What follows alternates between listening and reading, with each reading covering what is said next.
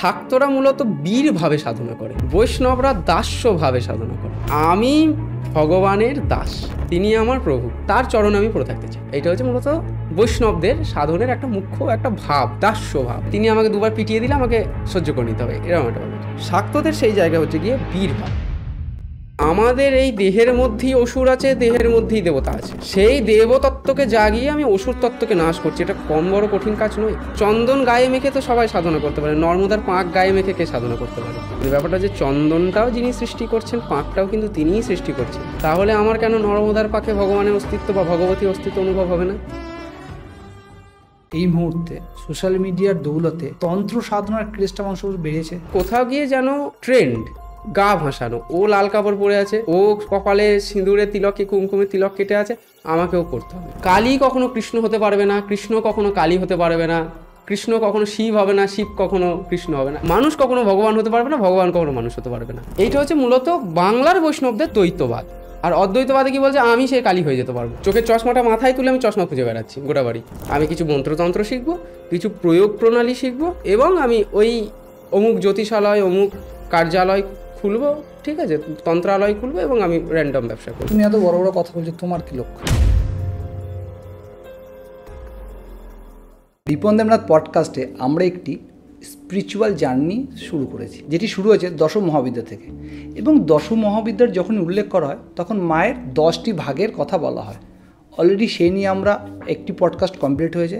আজকে পডকাস্টটিতে দশম মহাবিদ্যার অন্যতম শক্তি মা চামুণ্ডাকে নিয়ে পুরো ডিসকাশন হয়েছে। যদিও আজকের পডকাস্টের একদম ইয়াংগেস্ট একজন তন্ত্র সাধক প্রণমানন্দ, এবং এর মুখ থেকে আমরা মা চামুণ্ডার বিষয়ে অনেক কিছু জানব। যদিও ইয়াংগেস্ট বলছি, বাট নলেজ অগাধ। আপনার পডকাস্ট শেষ পর্যন্ত দেখুন, আশা করি মা চামুণ্ডা নিয়ে অনেক কিছু জানতে পারবেন। আর আজকের এই পডকাস্টটি আপনারা কোনো না কোনো ইন্টারনেটের মাধ্যমে দেখতে পাচ্ছেন। আর বাড়ির ইন্টারনেট পরিষেবা আরও ভালো করার জন্য অবশ্যই যোগাযোগ করুন RSS এন্টারপ্রাইজ। যদিও RSS এন্টারপ্রাইজ আজকের পডকাস্টের স্পন্সর, তাই আমাদের শহর কাটোয়াতে যারা যারা বাড়িতে ইন্টারনেট পরিষেবা নিতে চান তারা অবশ্যই যোগাযোগ করুন RSS এন্টারপ্রাইজ।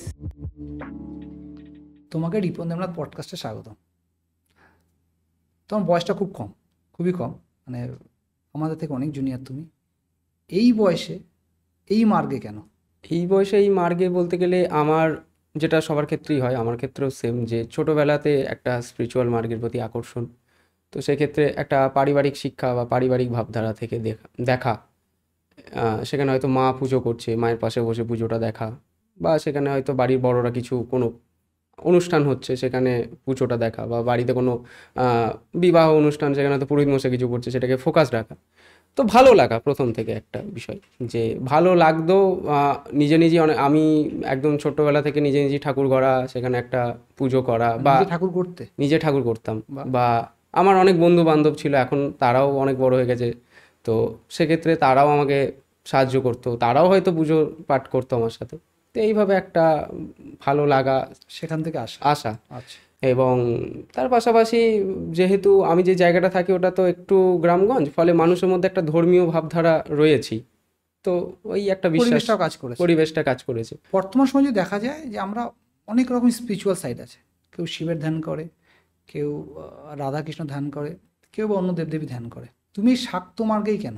এটা বলতে গেলে এখানেও একটা পারিবারিক ব্যাপার রয়েছে, যে আমি যে ফ্যামিলি থেকে বিলংস করি বা আমার যেটা কুল বা বংশ, তো সেটা একদম পূর্বপুরুষস্তরই শক্তির উপাসনা করে আসছে।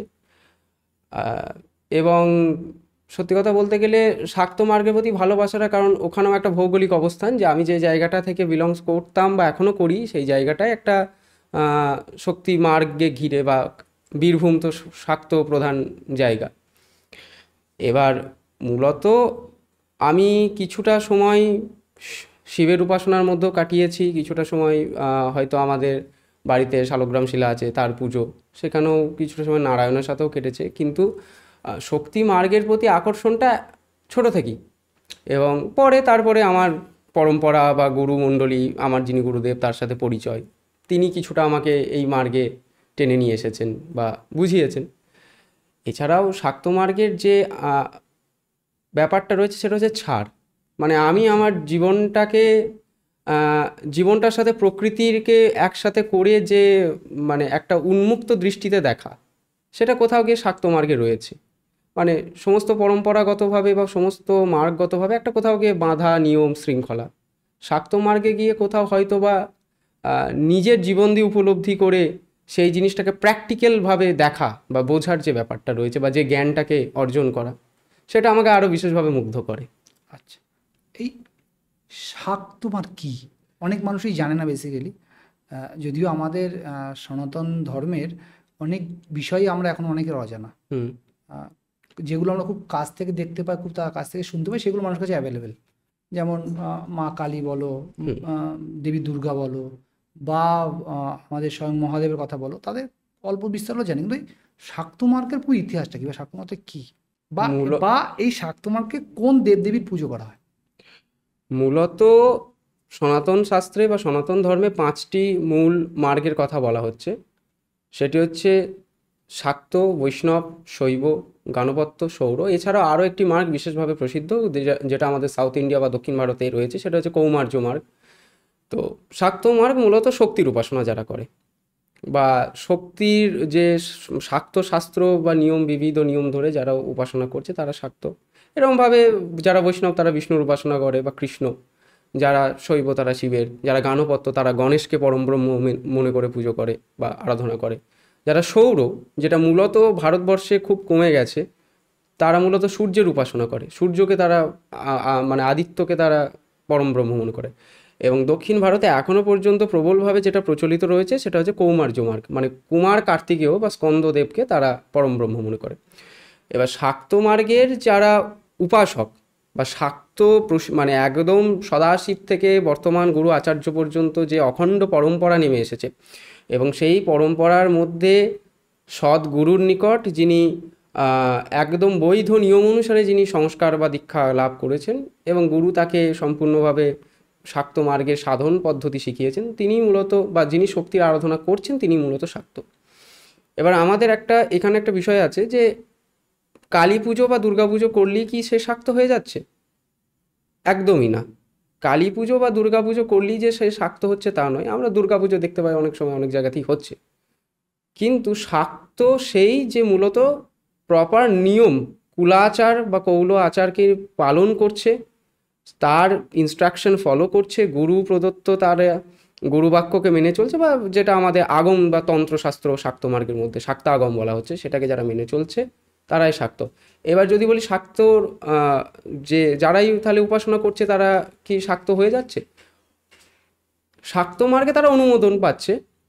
এরপর শাক্তর তো নিজস্ব একটা গুণাবলী বলে একটা ব্যাপার আছে, তো যিনি অতি দৈবিক, অতি ভৌতিক এবং অতি প্রাকৃতিক শক্তিকে যারা নিজের বশে রাখে, অর্থাৎ কালকে যিনি নিজের বশে রাখেন তিনিই কৌল, বা কুলকুণ্ডলিনীকেও যিনি জাগাতে পারেন তিনিই কৌল। তো তাহলে শাক্ত হতে গেলে আমাকে এই বৈশিষ্ট্যগুলোকেও রাখতে হবে। মানে আমি একটা পাড়াতে একটা ক্লাবে দুর্গাপুজো হচ্ছে, কালী পুজো হচ্ছে, আমি গিয়ে করে দিলাম আর আমি নিজেকে শাক্ত বলা প্রচার করলাম, তা নয়। যেমন যদি বলি, অনেকে এখন দেখতে পাচ্ছি যে শক্তিমার্গে একটা রক্তবস্ত্রের পুজোর একটা প্রচলন রয়েছে, যে রক্তবস্ত্র পরে মায়ের পুজো করতে হবে, কিন্তু সেখানেও অধিকার অনধিকারের ব্যাপার, যে যারা শাক্ত তারাই রক্তবস্ত্র পরবে, যারা মানে গুরু যাদেরকে দিয়েছেন হাতে তুলে, সেটা রক্তবস্ত্রের প্রাণ প্রতিষ্ঠা হবে, পূজা হবে, তারাই পরবে, নচেত নয়।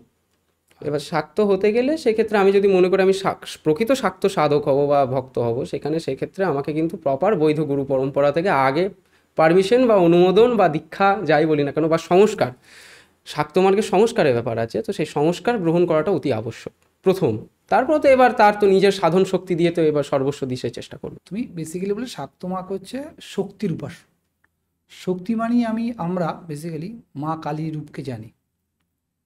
মা কালী আবার অনেক প্রকারভেদ আছে। হুম। কেউ ডাকাত কালীকে পুজো করে, কেউ তারা কালীকে পুজো করে, কেউ দক্ষিণেশ্বর কালীকে পুজো করে। এই প্রকারভেদগুলো কি? আচ্ছা, এই ব্যাপারটা বলি, শাক্ত মতে যে মহাবিদ্যা, আচ্ছা তার আগে একটা কথা বলে রাখি, শাক্ত মার্গে কিন্তু সমস্ত দেবতারও পূজা করা যায়। আমি যদি মনে করি শাক্ত মার্গে কৃষ্ণেরও পূজা করতে পারি, হুম। সেই মন্ত্র আছে, আলাদা ধ্যান আছে, এবং সেই শ্রীকৃষ্ণ কিন্তু তখন আবার শক্তির তিনি পুত্র হয়ে যাচ্ছেন, আচ্ছা। মানে মায়ের তিনি বীরপুত্র। মুন্ডমালা তন্ত্রে আমরা দেখতে পাই যেখানে স্বয়ং সদাশিব তিনি বলছেন মাকে, পার্বতীকে, যে দুর্গা সমান ইষ্ট নেই, শিব সমান যোগী নেই, এবং কেশব সমান শাক্ত নেই। অর্থাৎ কেশব মানে কৃষ্ণ বা অচ্যুত বা গোবিন্দ বা নারায়ণ যাই বলি না কেন, তিনি হচ্ছেন শাক্তকুলের শ্রেষ্ঠ শাক্ত। এইবার যেটা হচ্ছে যে শাক্ত মার্গে যে কালীর যে প্রকারভেদ। আচ্ছা, ডাকাত কালী মূলত বলতে আমরা যেটা বুঝি, ডাকাত কালী বলে আলাদা কিছু হয় না, দক্ষিণা কালী ডাকাত কালী। আচ্ছা। আবার এই যে প্রশ্নটাতেই ছিল যে তারা কালী, তারা আর কালী কিন্তু আবার এক নয়, আলাদা। আলাদা। মহাবিদ্যার প্রথমা মহাবিদ্যা হচ্ছেন, দশ মহাবিদ্যার প্রথম মহাবিদ্যা হচ্ছেন দক্ষিণা কালী, ওকে। যিনি প্রথমই। দ্বিতীয় মহাবিদ্যা হচ্ছেন তারা। মানে একটা বাঙালিদের একটা খুব বড় একটা মিসকনসেপশনের মধ্যে আছে যে যারই জীব বেরিয়ে সেই কালী। কিন্তু ধ্যান মন্ত্র যদি দেখি, মানে প্রতিটা দেবদেবীরই তার নির্দিষ্ট ধ্যান মন্ত্র আছে, যে ধ্যান মন্ত্র কিন্তু দুজনে পুরো আলাদা। সেখানে কালীর ধ্যান মন্ত্রে বলছেন মুক্তকেশিং, ঠিক আছে, করাল বদনাং ঘোরাং মুক্তকেশিং চতুর্ভুজাং কালিকাং দক্ষিণাং দিব্যাং মুন্ডমালা বিভূষিত, এটা একটা লম্বা ধ্যান। তো সেখানে তিনি মুক্তকেশী, দিগম্বরী, ঠিক আছে, চুল তার খোলা, মানে মুন্ডমালা পরিহিত, তার রক্তধারা তার গলা দিয়ে নেমে, কণ্ঠ দিয়ে নেমে আসছে, ইনি হচ্ছেন কালী। কিন্তু তারার ধ্যান মন্ত্রতে যদি আমরা চোখ রাখি, তিনি হচ্ছেন খড়বাং লম্বোদরিং ভীমাং ব্যাঘ্রচরমাং বৃতাঙ্কট, এটা উগ্র তারার ধ্যানে। তাহলে তিনি হচ্ছেন খড়ব, মানে তিনি বেঁটে, বা তার তিনি একটু বেঁটে খাটো। লম্বোদরিং ভীম, লম্ব উদর, অর্থাৎ তার মোটা পেট, তিনি একটু ফিগারটা তার মোটা। তো সেক্ষেত্রে কালীর ক্ষেত্রে যদি আমরা দেখি, তো তার দেহাকৃতি সম্পর্কে যদি বলি, তিনি নর্মাল যেটা আমরা শ্যামা কালী বা দক্ষিণা কালী দেখছি একদম। ঠিক আছে। কিন্তু তারার ক্ষেত্রে তিনি একটু মোটা সোটা, খড়ব, ঠিক আছে। এইবার ব্যাপারটা হচ্ছে কালী আবার মুক্তকেশী, তারা আবার জটা, তিনি তার চুল আছে কিন্তু সেটা জটা, বিশাল পিঙ্গল জটা, মানে সে মানে পিঙ্গল বর্ণ, মানে বাদামি কালার যেটা। তো তারার কালী এক নয়। আবার যদি এই যে দক্ষিণেশ্বরে কালী, তিনি হচ্ছেন ওই দক্ষিণা কালী। ওকে। ভবতারিণী জগদীশ্বরী শ্রী শ্রী কালী বলে পূজা হচ্ছে, কিন্তু তিনি মূলত দক্ষিণা কালী। তো দক্ষিণা কালী ওই ধ্যান মন্ত্র যা এক সবই। এবার ডাকাত কালীর ক্ষেত্রে যেমন আমরা যদি দেখি, সব জায়গায় কি ডাকাত কালী দক্ষিণা কালী রূপী পূজিত হতো? ম্যাক্সিমাম হতো, কিন্তু কিছু কিছু ক্ষেত্রে আবার আমরা কিন্তু এক্সেপশনাল হিসেবে দেখতে পাই বামা কালী রূপে পুজো। তাহলে কালীর আবার দক্ষিণা কালী বামা কালী আবার ভেদ, ঠিক আছে। মানে ব্যাপারটা হচ্ছে যে ডাকাতরা পুজো করতো বলে কালীর নাম হয়েছে ডাকাত কালী, ঠিক আছে, কিন্তু আদতে তিনি দক্ষিণা কালী, অর্থাৎ যার ডান পাটা আগে, দক্ষিণ পদ যাহার শিবের বুকে যেটা আগে, সেটা হচ্ছে দক্ষিণা কালী। বাম, মায়ের বাম পদ যে রূপে, বাম পদটা শিবের বুকে আগে, তিনি হচ্ছেন বামা কালী। আমরা ডাকাত কালী মানে ডাকাতরা শক্তির আলাদার জন্য মাকে পুজো করতো, আদৌ কি সেখান থেকে এই ডাকাত কালীর কনসেপ্টটা এসছে, নাকি এর পিছনে অন্য কোনো কারণ আছে? ডাকাতদের, আমরা মূলত ডাকাতদের যে প্রাদুর্ভাবটা ঘটছে কালী উপাসনা করা নিয়ে, সেটা মূলত আমরা দেখতে পাবো একদম ষোড়শ শতাব্দী যদি বলি, বা ত্রয়োদশ শতাব্দী পর পর কালীর একটা বাংলাতে বিশাল প্রভাব শুরু হচ্ছে। সেই সময় কিন্তু ডাকাতদের কোনো ভূমিকা নেই। সেই সময় যারা কালী পূজা করছে তারা মোটামুটি গুপ্ত আচারে সাধকরা করছে। কিন্তু এরপর আমরা জানি যে ভক্তি আন্দোলন শ্রী চৈতন্য মহাপ্রভু করলেন, তারপরে ধীরে ধীরে ধীরে ধীরে নবাবদের হাতে আবার সব ক্ষমতা এলো বাংলাতে, তারপরে আবার শুরু হলো ব্রিটিশ ইস্ট ইন্ডিয়া কোম্পানির রাজত্ব হচ্ছে। এইবার ইংরেজ আমলে মোটামুটি অষ্টাদশ শতাব্দী, 18 শতকের মাঝামাঝি সময়, যখন প্রচণ্ড অত্যাচার চলছে, সেই সময়ে কিছু আমরা দেখতে পাই ডাকাতরা ডাকাত টিম বা দলটা গড়ে উঠছে, একটা বৃহৎ টিম বিভিন্ন জায়গাতে, এবং তারা মায়ের উপাসনা করে তারা জমিদার বাড়ি কিংবা ইংরেজদের কাছে লুটপাট করছে। এবার প্রশ্নটা থাকে যে ডাকাতরা কেন কালীর উপাসনা, কালীকেই কেন বেছে নিল এত দেবতা থাকতে? তাহলে এইখানে একটা বিষয় বুঝতে হবে যে কালীকে মূলত ধর্মেরও ধর্ম বলা হয়ে থাকে, ধর্মাধর্ম। আচ্ছা। অর্থাৎ তিনি ধর্মের মধ্যেও যদি কোথাও অধর্ম লেগে থাকে, সেই অধর্মকে নাশও তিনিই করছেন কালিকা রূপে। তো সেই কালী, তার উপাসনা মূলত শক্তির জন্য আমরা করি। এখানে একটা বাঙালি এমনিতেই কোথাও গিয়ে শাক্ত রক্ত, তাদের শক্তি তাদের রক্তেই বয়েছে। এবং বিশেষ করে যখনই আমরা দেখেছি যে শক্তির প্রয়োজন, বা সেখানে হয়তো একটা বিদ্রোহ ঘটবে, একটা আন্দোলন ঘটবে, বা সেখানে একটা মানে বিপ্লব হতে চলেছে বাংলার বুকে, তখনই কিন্তু আমরা জিনিসটা দেখতে পাই যে কালীর উপাসনা। আমরা যদি একইভাবে যদি দেখি যে বিপ্লবী একদম ক্ষুদিরাম বোস, নেতাজি সুভাষচন্দ্র বোস, তারাও কিন্তু কালীঘাটের মায়ের কাছে নিজে হাত কেটে রক্ত দিয়ে তারা শপথ নিচ্ছে দেশমাতৃকার প্রতি আজ থেকে আমরা দায়বদ্ধ হলাম। তাহলে তারাও কিন্তু কোথাও গিয়ে সেই জায়গাটাতেই। এবং ডাকাত কালী মূলত ওই যে একটা কোথাও গিয়ে ভায়োলেন্সটা কাজ করছে, যে আমাদেরকে শক্তি দাও বা দে, একটা ভায়োলেন্স। এবং কোথাও গিয়ে ওই যে ধর্মের বিরুদ্ধে যতবার অধর্ম আসছে তাদেরকে কেটে নামিয়ে দেওয়ার যে ব্যাপারটা। এবার মূলত যারা ডাকাত কালী বা ডাকাতরা যারা প্রথমে কালী উপাসনা করতে শুরু করেছে, সেই সময়টা কিন্তু একটা বিপ্লব চলছে। প্রথমটা মাকে নিয়ে পুজো, এবং সেই পুজোটা কিন্তু মূলত ধর্মের প্রতিষ্ঠা। তারা কি করছে? জমিদারদেরকে লুট করছে, ইংরেজদেরকে লুট করছে, তারপর যাদের সেই সোনা দানা তাদেরকে কিন্তু বিলিয়ে দিচ্ছে। একদম। এবং একইভাবে যদি আমাদের একটা জিনিস প্রশ্ন মাথায় থাকে যে ডাকাতরা পুজো করছে, চোররা করছে না কেন, এটা একটা জিনিস থাকে। তো সেক্ষেত্রে যদি আমরা দেখি যে ডাকাতরা মূলত কিন্তু আগে থেকে কিন্তু জমিদার বাড়িতে যখন লুট করতো, আমরা ম্যাক্সিমাম দেখেছি রঘু ডাকাত বা আরও বড় বড় যে ডাকাত বংশ আমরা দেখেছি, তো তারা কিন্তু মূলত চিঠি লিখে আগে থেকে জানাচ্ছে, জমিদারকে আগে থেকে চিঠি লিখে জানাচ্ছে যে আমরা অমুক তারিখে অমুক টাইমে আসবো ডাকাতি করতে, পারলে আটকে নেবেন। এই যে বুকের পাটা, যে আমরা চুরি করছি না, তোমার সামনে থেকে তোমাকে তোমার জিনিস লুটপাট করছি, প্রয়োজনে তোমাকে তুলেও নিয়ে আসছি বলি দেবো করে, এই যে চ্যালেঞ্জ, হ্যাঁ, এই চ্যালেঞ্জটা কোথাও গিয়ে যেন সেই শক্তির উপাসনা করি, আমাদেরকে আটকাবি কে? আচ্ছা, মানে সেই কনফিডেন্স, মানে নিজের মানে বুকের মধ্যে যে ধকটা বা নিজের যে সাহসের প্রচণ্ড বৃদ্ধি, এটা কোথাও গিয়ে মা কালীর সাথে জড়িত। এবার পরবর্তীকালে এই জিনিসটা আবার কোথাও গিয়ে একটা ট্রেন্ড দাঁড়িয়ে গেল, মানে লুটপাট করছে, চুরি ছিনতাই করছে, গুন্ডাগিরি করছে, সেখানেও কোথাও গিয়ে তারাই কালী পুজো করছে। ফলে কোথাও গিয়ে একটা যেন সমাজের একটা অসামাজিক মানুষজনরা তাদের দেবী হচ্ছেন কালী, কিন্তু তা নয়। মানে একটা জিনিস হয় প্রথমটা বিপ্লব থেকে, তারপরে সেটা ট্রেন্ডে দাঁড়িয়ে যায়। এখনো যেটা সমাজে চুরি চামারি করে তারাও কি কালী পুজো করে? এটা যদি বলি, কলকাতাতে আমি নাম করছি না, কলকাতায় একটা বিশেষ কালী আছে, একটা পুজো, তো সেই কালীটার নাম, যার নামানুসারে তিনি একজন মাফিয়া ছিলেন। আচ্ছা, ঠিক আছে, মানে ডন। সে খুন খারাপি জীবনে প্রচুর করেছে, এবং সেই সময়ের একটা কোথাও গিয়ে একটা ইনফ্লুয়েন্স, ক্ষমতা, ঠিক আছে, দলগত ক্ষমতা তার ছিল। তো তার নাম অনুসারেই এখন কালী পুজো হয়, সে কালীর নামই।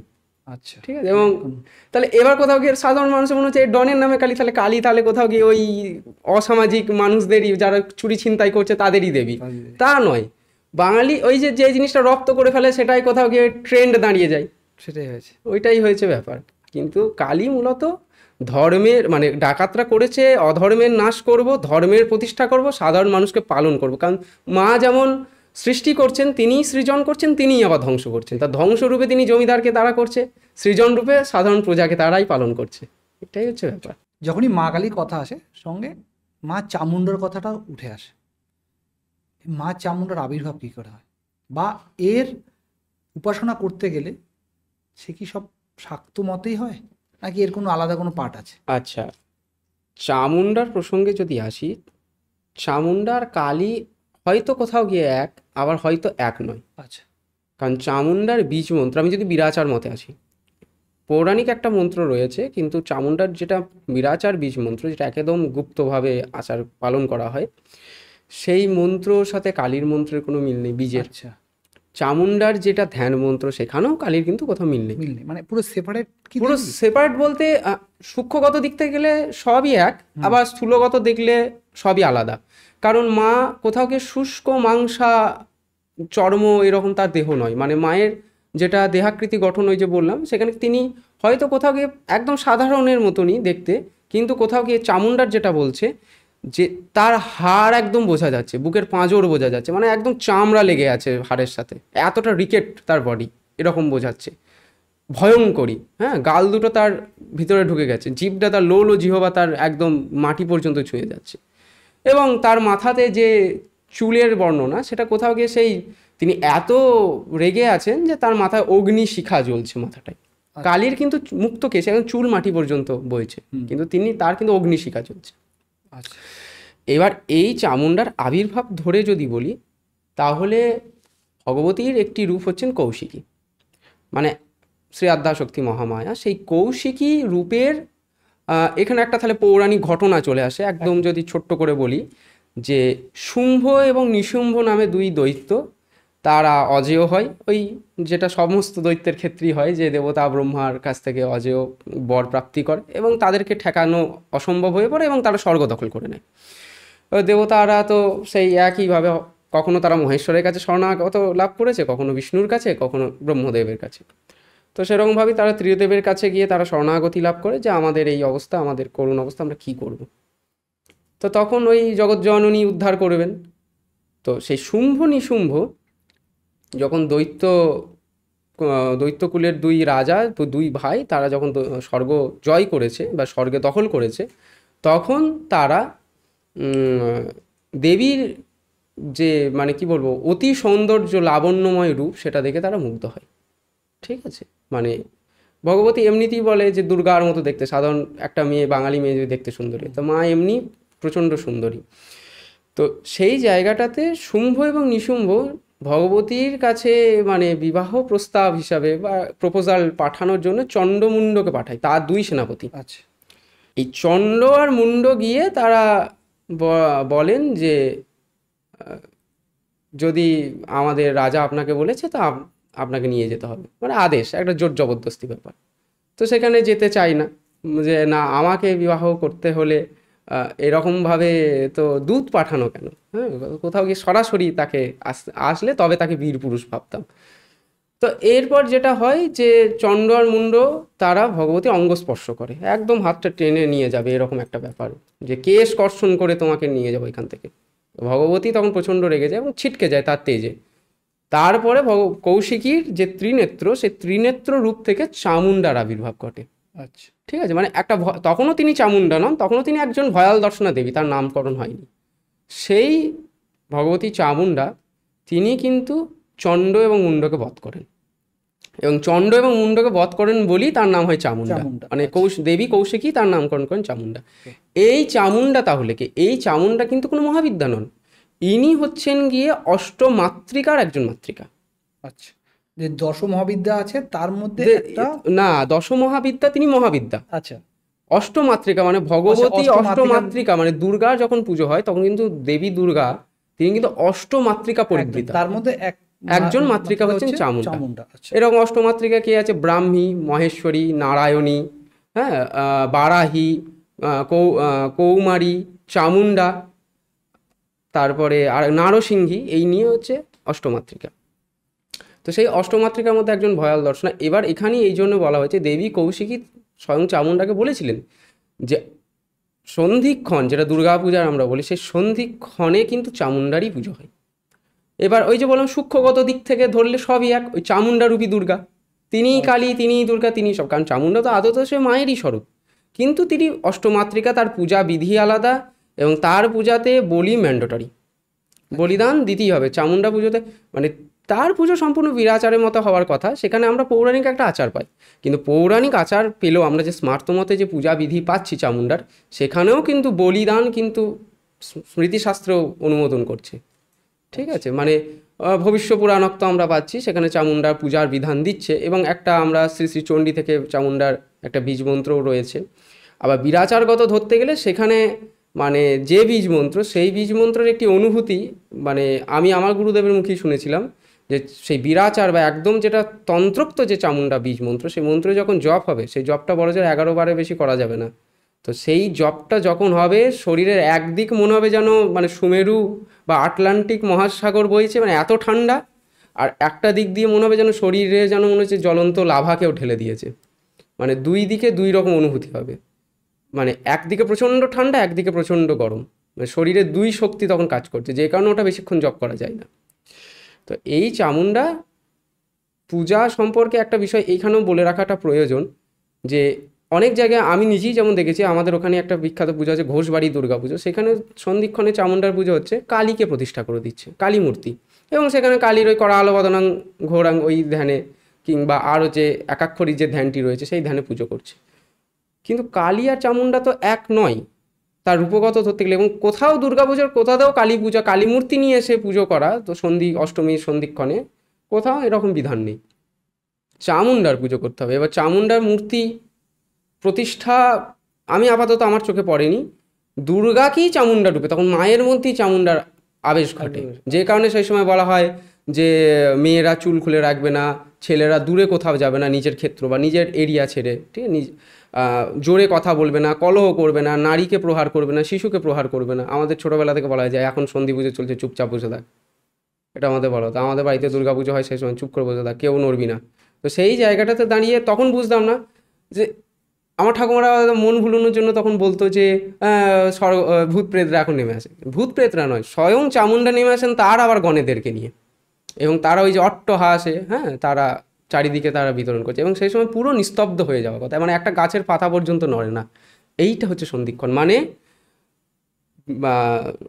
অষ্টমী শেষ হচ্ছে সেই শেষ 24 মিনিট অষ্টমীর, এবং নবমীর প্রথম 24 মিনিট, এই 24 যে 48 মিনিট সময়টা, এইটা হচ্ছে সন্ধির মেন টাইমটা। এই টাইমটা পুজোটা হবে চামুন্ডার। ওই 48 মিনিট সময়ের মধ্যেই চামুন্ডার আবাহন, স্থাপন, পূজন, হ্যাঁ, সেখানেই তার ওই 48 মিনিটের সময়ের মধ্যেই বলিদান, নৈবেদ্য প্রদান, সমস্ত কিছু কাজ হবে, 108 দ্বীপ প্রদান, সমস্ত কিছু ওই ওই টাইমটার মধ্যে 48। যে কারণে ওই সময় যারা মোটামুটি দুর্গাপুজো করে, যারা সাধারণ পুরোহিতবর্গরা আছেন, তারাও জানেন, যারা ঠিকঠাক পুজো করতে জানেন, যে ওই 48 মিনিট সময়টার মধ্যে কীভাবে তাদেরকে তাড়াহুড়োর মধ্যে পুজোটাকে গোটাটাকে কমপ্লিট করতে হয়। এবং বিরাচারে পুজো তো আরও, সেখানে আরও ভয়ঙ্কর, সেখানে আবার কিছুটা আবার রহস্য পূজা থেকে যায়। রহস্য পূজা একদম গুপ্ত পূজা, মানে যে পুজো করবে আর বড়জোর যিনি অভিষিক্ত তন্ত্র ধারক, সাইট যিনি পুজো করছেন, সাইট পুরোহিত টাইপস বলা যেতে পারে, এই দুজন ছাড়া কেউ থাকবে না। আমরা পুরাণোক্ত পুজোতে দেখতে পাই যে সাধারণ লোকেও চামুন্ডার পুজোটা দেখছে, কিন্তু তন্ত্রোক্ত পুজোতে সেটাও থাকবে না। ঠিক আছে, যেটা আমাদের গুরুবাড়িতে যখন বড় করে দুর্গাপুজো প্রতি বছর আসছে বা হয়ে আসছে বিগত বেশ কয়েক বছর ধরে, তখন বাবা যখন পুজো করেন আমরা দেখেছি সেই সমস্ত শিষ্যদেরকে বের করে দেয়। আমরা সব দেবদেবীরই মোটামুটি মহিমা শুনতে পাই কোনো না কোনো জায়গায়, যে মা কালীর কোনো মহিমা, স্বয়ং মহাদেবের কোনো মহিমা, মা চামুন্ডার কোনো মহিমা, এরকম কিছু। যেহেতু তুমি এই বিদ্যা নিয়ে পড়াশোনা করছো, সেই ক্ষেত্রে কি তুমি এই মহিমা সম্পর্কে কিছু জানো, যে কোনো জায়গায় এফেক্ট বা কারো উপকার হয়েছে বা কারো ক্ষতি হয়েছে? হ্যাঁ, চামুন্ডার ব্যাপারটা নিয়ে যদি বলা হয়, যদি চামুন্ডা প্রয়োগের এবার কথা, যে প্রয়োগ কিন্তু তন্ত্রোক্ত। আচ্ছা। পূজা, দুর্গা পুজোর মধ্যে যে চামুন্ডার পুজো হচ্ছে সেটি সম্পূর্ণ আলাদা, সেটি পুরাণোক্ত পুজো। কিন্তু চামুন্ডাকে নিয়ে যদি এবার ঘাঁটাঘাঁটি করতে, পার্টিকুলার চামুন্ডাকে নিয়ে, তাহলে কিন্তু মোটামুটি তাকে পূর্ণাভিষেক গুরুর কাছে নিতেই হবে, বাধ্যতামূলক। আচ্ছা। মানে সামান্য দীক্ষা, মন্ত্র দীক্ষা, তারপরে শাক্তাভিষেক, তারপরে পূর্ণাভিষেক, অর্থাৎ তাকে তন্ত্র মতে অবধূত হতে হবে। জনৈক একজন ভদ্রলোক, তিনি প্রস্তর বিগ্রহ বানান, শিলা বিগ্রহ, তো তার ওই চামুন্ডা একখানি বিগ্রহ বানিয়েছিল, ওটা আমাদের ওখানকার বীরভূমের ওখানেই। তো সেখানে সেই মানুষটি পর্যন্ত বলছে যে চামুন্ডা বিগ্রহ আমি বানিয়েছি ভাই, কিন্তু চক্ষুদান আমি করিনি যতক্ষণ না, কারণ আমি বলেই দিয়েছিলাম যে যেদিন, মানে যিনি নেবেন আর কি, কাস্টমার, তাকে বলেই দিয়েছিলাম যে আমি মূর্তিটা বানিয়ে রাখছি কেটে, খুব সুন্দর বিগ্রহ, মোটামুটি 2 ফুটের মতো বানিয়েছিল, কিন্তু ওর চক্ষুদান আমি করবো না। ওর চক্ষুদান করলেই কোথাও গিয়ে একটা যেন তেজ কোথাও ওর কাজ করে, হয়তো প্রাণ প্রতিষ্ঠা নেই, যারা বলছে, মানে যারা নেবে তারা বলছে না প্রাণ প্রতিষ্ঠা না করলে কোনো সমস্যা হবে না আপনার, কিন্তু বলছে না, মানে কোথাও গিয়ে চামুন্ডাকে নিয়ে একটা আলাদা ভয় কাজ করে। এবার এই চামুন্ডার প্রয়োগ যদি বলি, কি হতে পারে, শত্রু সমূলে বিনাশ হয়ে যেতে পারে, একবার বংশে নিবংশ হয়ে যাবে তারা, চামুন্ডার যদি প্রয়োগ ঠিকঠাকভাবে করা হয়। আবার এই চামুন্ডার মূলত আমরা একটা নেপালের একটা ঘটনা পাই, সেটা মূলত আজ থেকে প্রায় 1200-1400 বছর আগের ঘটনা, যে সেই সময় জনৈক একজন রাজা, ওনার নামটা ভুলে যাচ্ছি, সেই রাজার মেয়েকে কিডন্যাপ করা হয়েছিল, মানে আর একটা রাজবংশ, এবং সেখানে সেই রাজবংশকে কিভাবে বাঁচানো হবে, মানে সেই রাজবংশে যিনি পুরোহিত, তিনি মূলত বুদ্ধিস্ট তন্ত্র, কি মানে বজ্রযান যে তন্ত্র, সেটাকেই তিনি করেছেন, রপ্ত করেছেন, কিন্তু তারপরেও তিনি বহু বছর এই বাংলা রাঢ়বঙ্গে তিনি হিন্দু তন্ত্র সাধনা শিখে গেছেন। ফলে চামুন্ডা প্রয়োগ তিনি খুব ভালো করে সিদ্ধহস্ত, মানে বজ্রযান তন্ত্র এবং কোথাও গিয়ে হিন্দু তন্ত্র দুটোই জানেন। তো সেই রাজবংশকে সমূলে বিনাশ করার জন্য তিনি ওই চামুন্ডা প্রয়োগ করেছিলেন। এটা একটা ঘটনা, মানে অলিখিত একটা ঘটনা, এটা আমি একটা জায়গায় আর্টিকেল পড়ছিলাম, সেখানে আমি পেয়েছিলাম। এছাড়াও আমরা চামুন্ডার যদি বিশেষ প্রয়োগের কথা বলি, তাহলে অনেক সময় দেখা যায় যে শত্রু, সে হয়তো কোথাও গিয়ে বারবার ক্ষতি করার চেষ্টা করছে, তো সেই জায়গাটাতে গিয়ে যদি এরকম কোনো রিভেঞ্জ নেওয়ার কোনো প্রশ্ন থাকে, তখন আবার চামুন্ডার পূজা বা চামুন্ডা প্রয়োগ করা হয়। তো এবার মাহাত্ম্যগত যদি দিক থেকে বলি, এটা প্রয়োগগত কোথাও গিয়ে হয়ে যাচ্ছে। এবার মাহাত্ম্যগত দিক থেকে যদি বলি, হ্যাঁ, চামুন্ডা যদি কৃপা করেন তাহলে তিনি সর্বমোক্ষ লাভ করেন, সর্বসিদ্ধি লাভ করেন। চামুন্ডা যদি কৃপা করেন, কালীও কৃপা করবেন, ঠিক আছে। চামুন্ডা যদি কাউকে দয়া করেন, তাহলে যদি সেটা তিনি যদি আবার সন্ন্যাসী হন বিশেষ করে, তাহলে তার মধ্যে বৈরাগ্যের উদয় হবে, বৈরাগ্যের উদয় হলে সে আরও বেশি সাধন পথে এগিয়ে যাবে। যদি সংসারীর প্রতি চামুণ্ডা, মূলত চামুণ্ডা সংসারীদের জন্য নয়, তবুও যদি সংসারীর প্রতিও দয়া করে, তাহলে কোথাও গিয়ে হয়তো সাধন পথের যে কিছু বাধা বিপত্তি সেগুলো কিন্তু নাশ করে চামুণ্ডা। এগুলো হচ্ছে কৃপা। এবার অষ্টমাতৃকা তিনি করছেন। এবার একজন মহাবিদ্যার মধ্যেই সকল মহাবিদ্যা, সকল মাতৃকা, সকল যোগিনী, 64 যোগিনী বা কোটি যোগিনী একজন মহাবিদ্যার মধ্যেই থাকেন। এবং আমরা কালী পুজোতেও দেখেছি কিন্তু ওই অষ্টমাতৃকার পুজো হয়, চামুণ্ডার ধ্যান আছে আলাদা, সেই ধ্যান ধরে পুজো হয়, এবং সকলেই সেখানের মধ্যে চামুণ্ডারও আলাদা করে পুজো হয়। এবার ওই যে বললাম যে পুজো করা যেতে পারে, কিন্তু প্রপার ওয়েতে, প্রপার নিয়ম মেনে।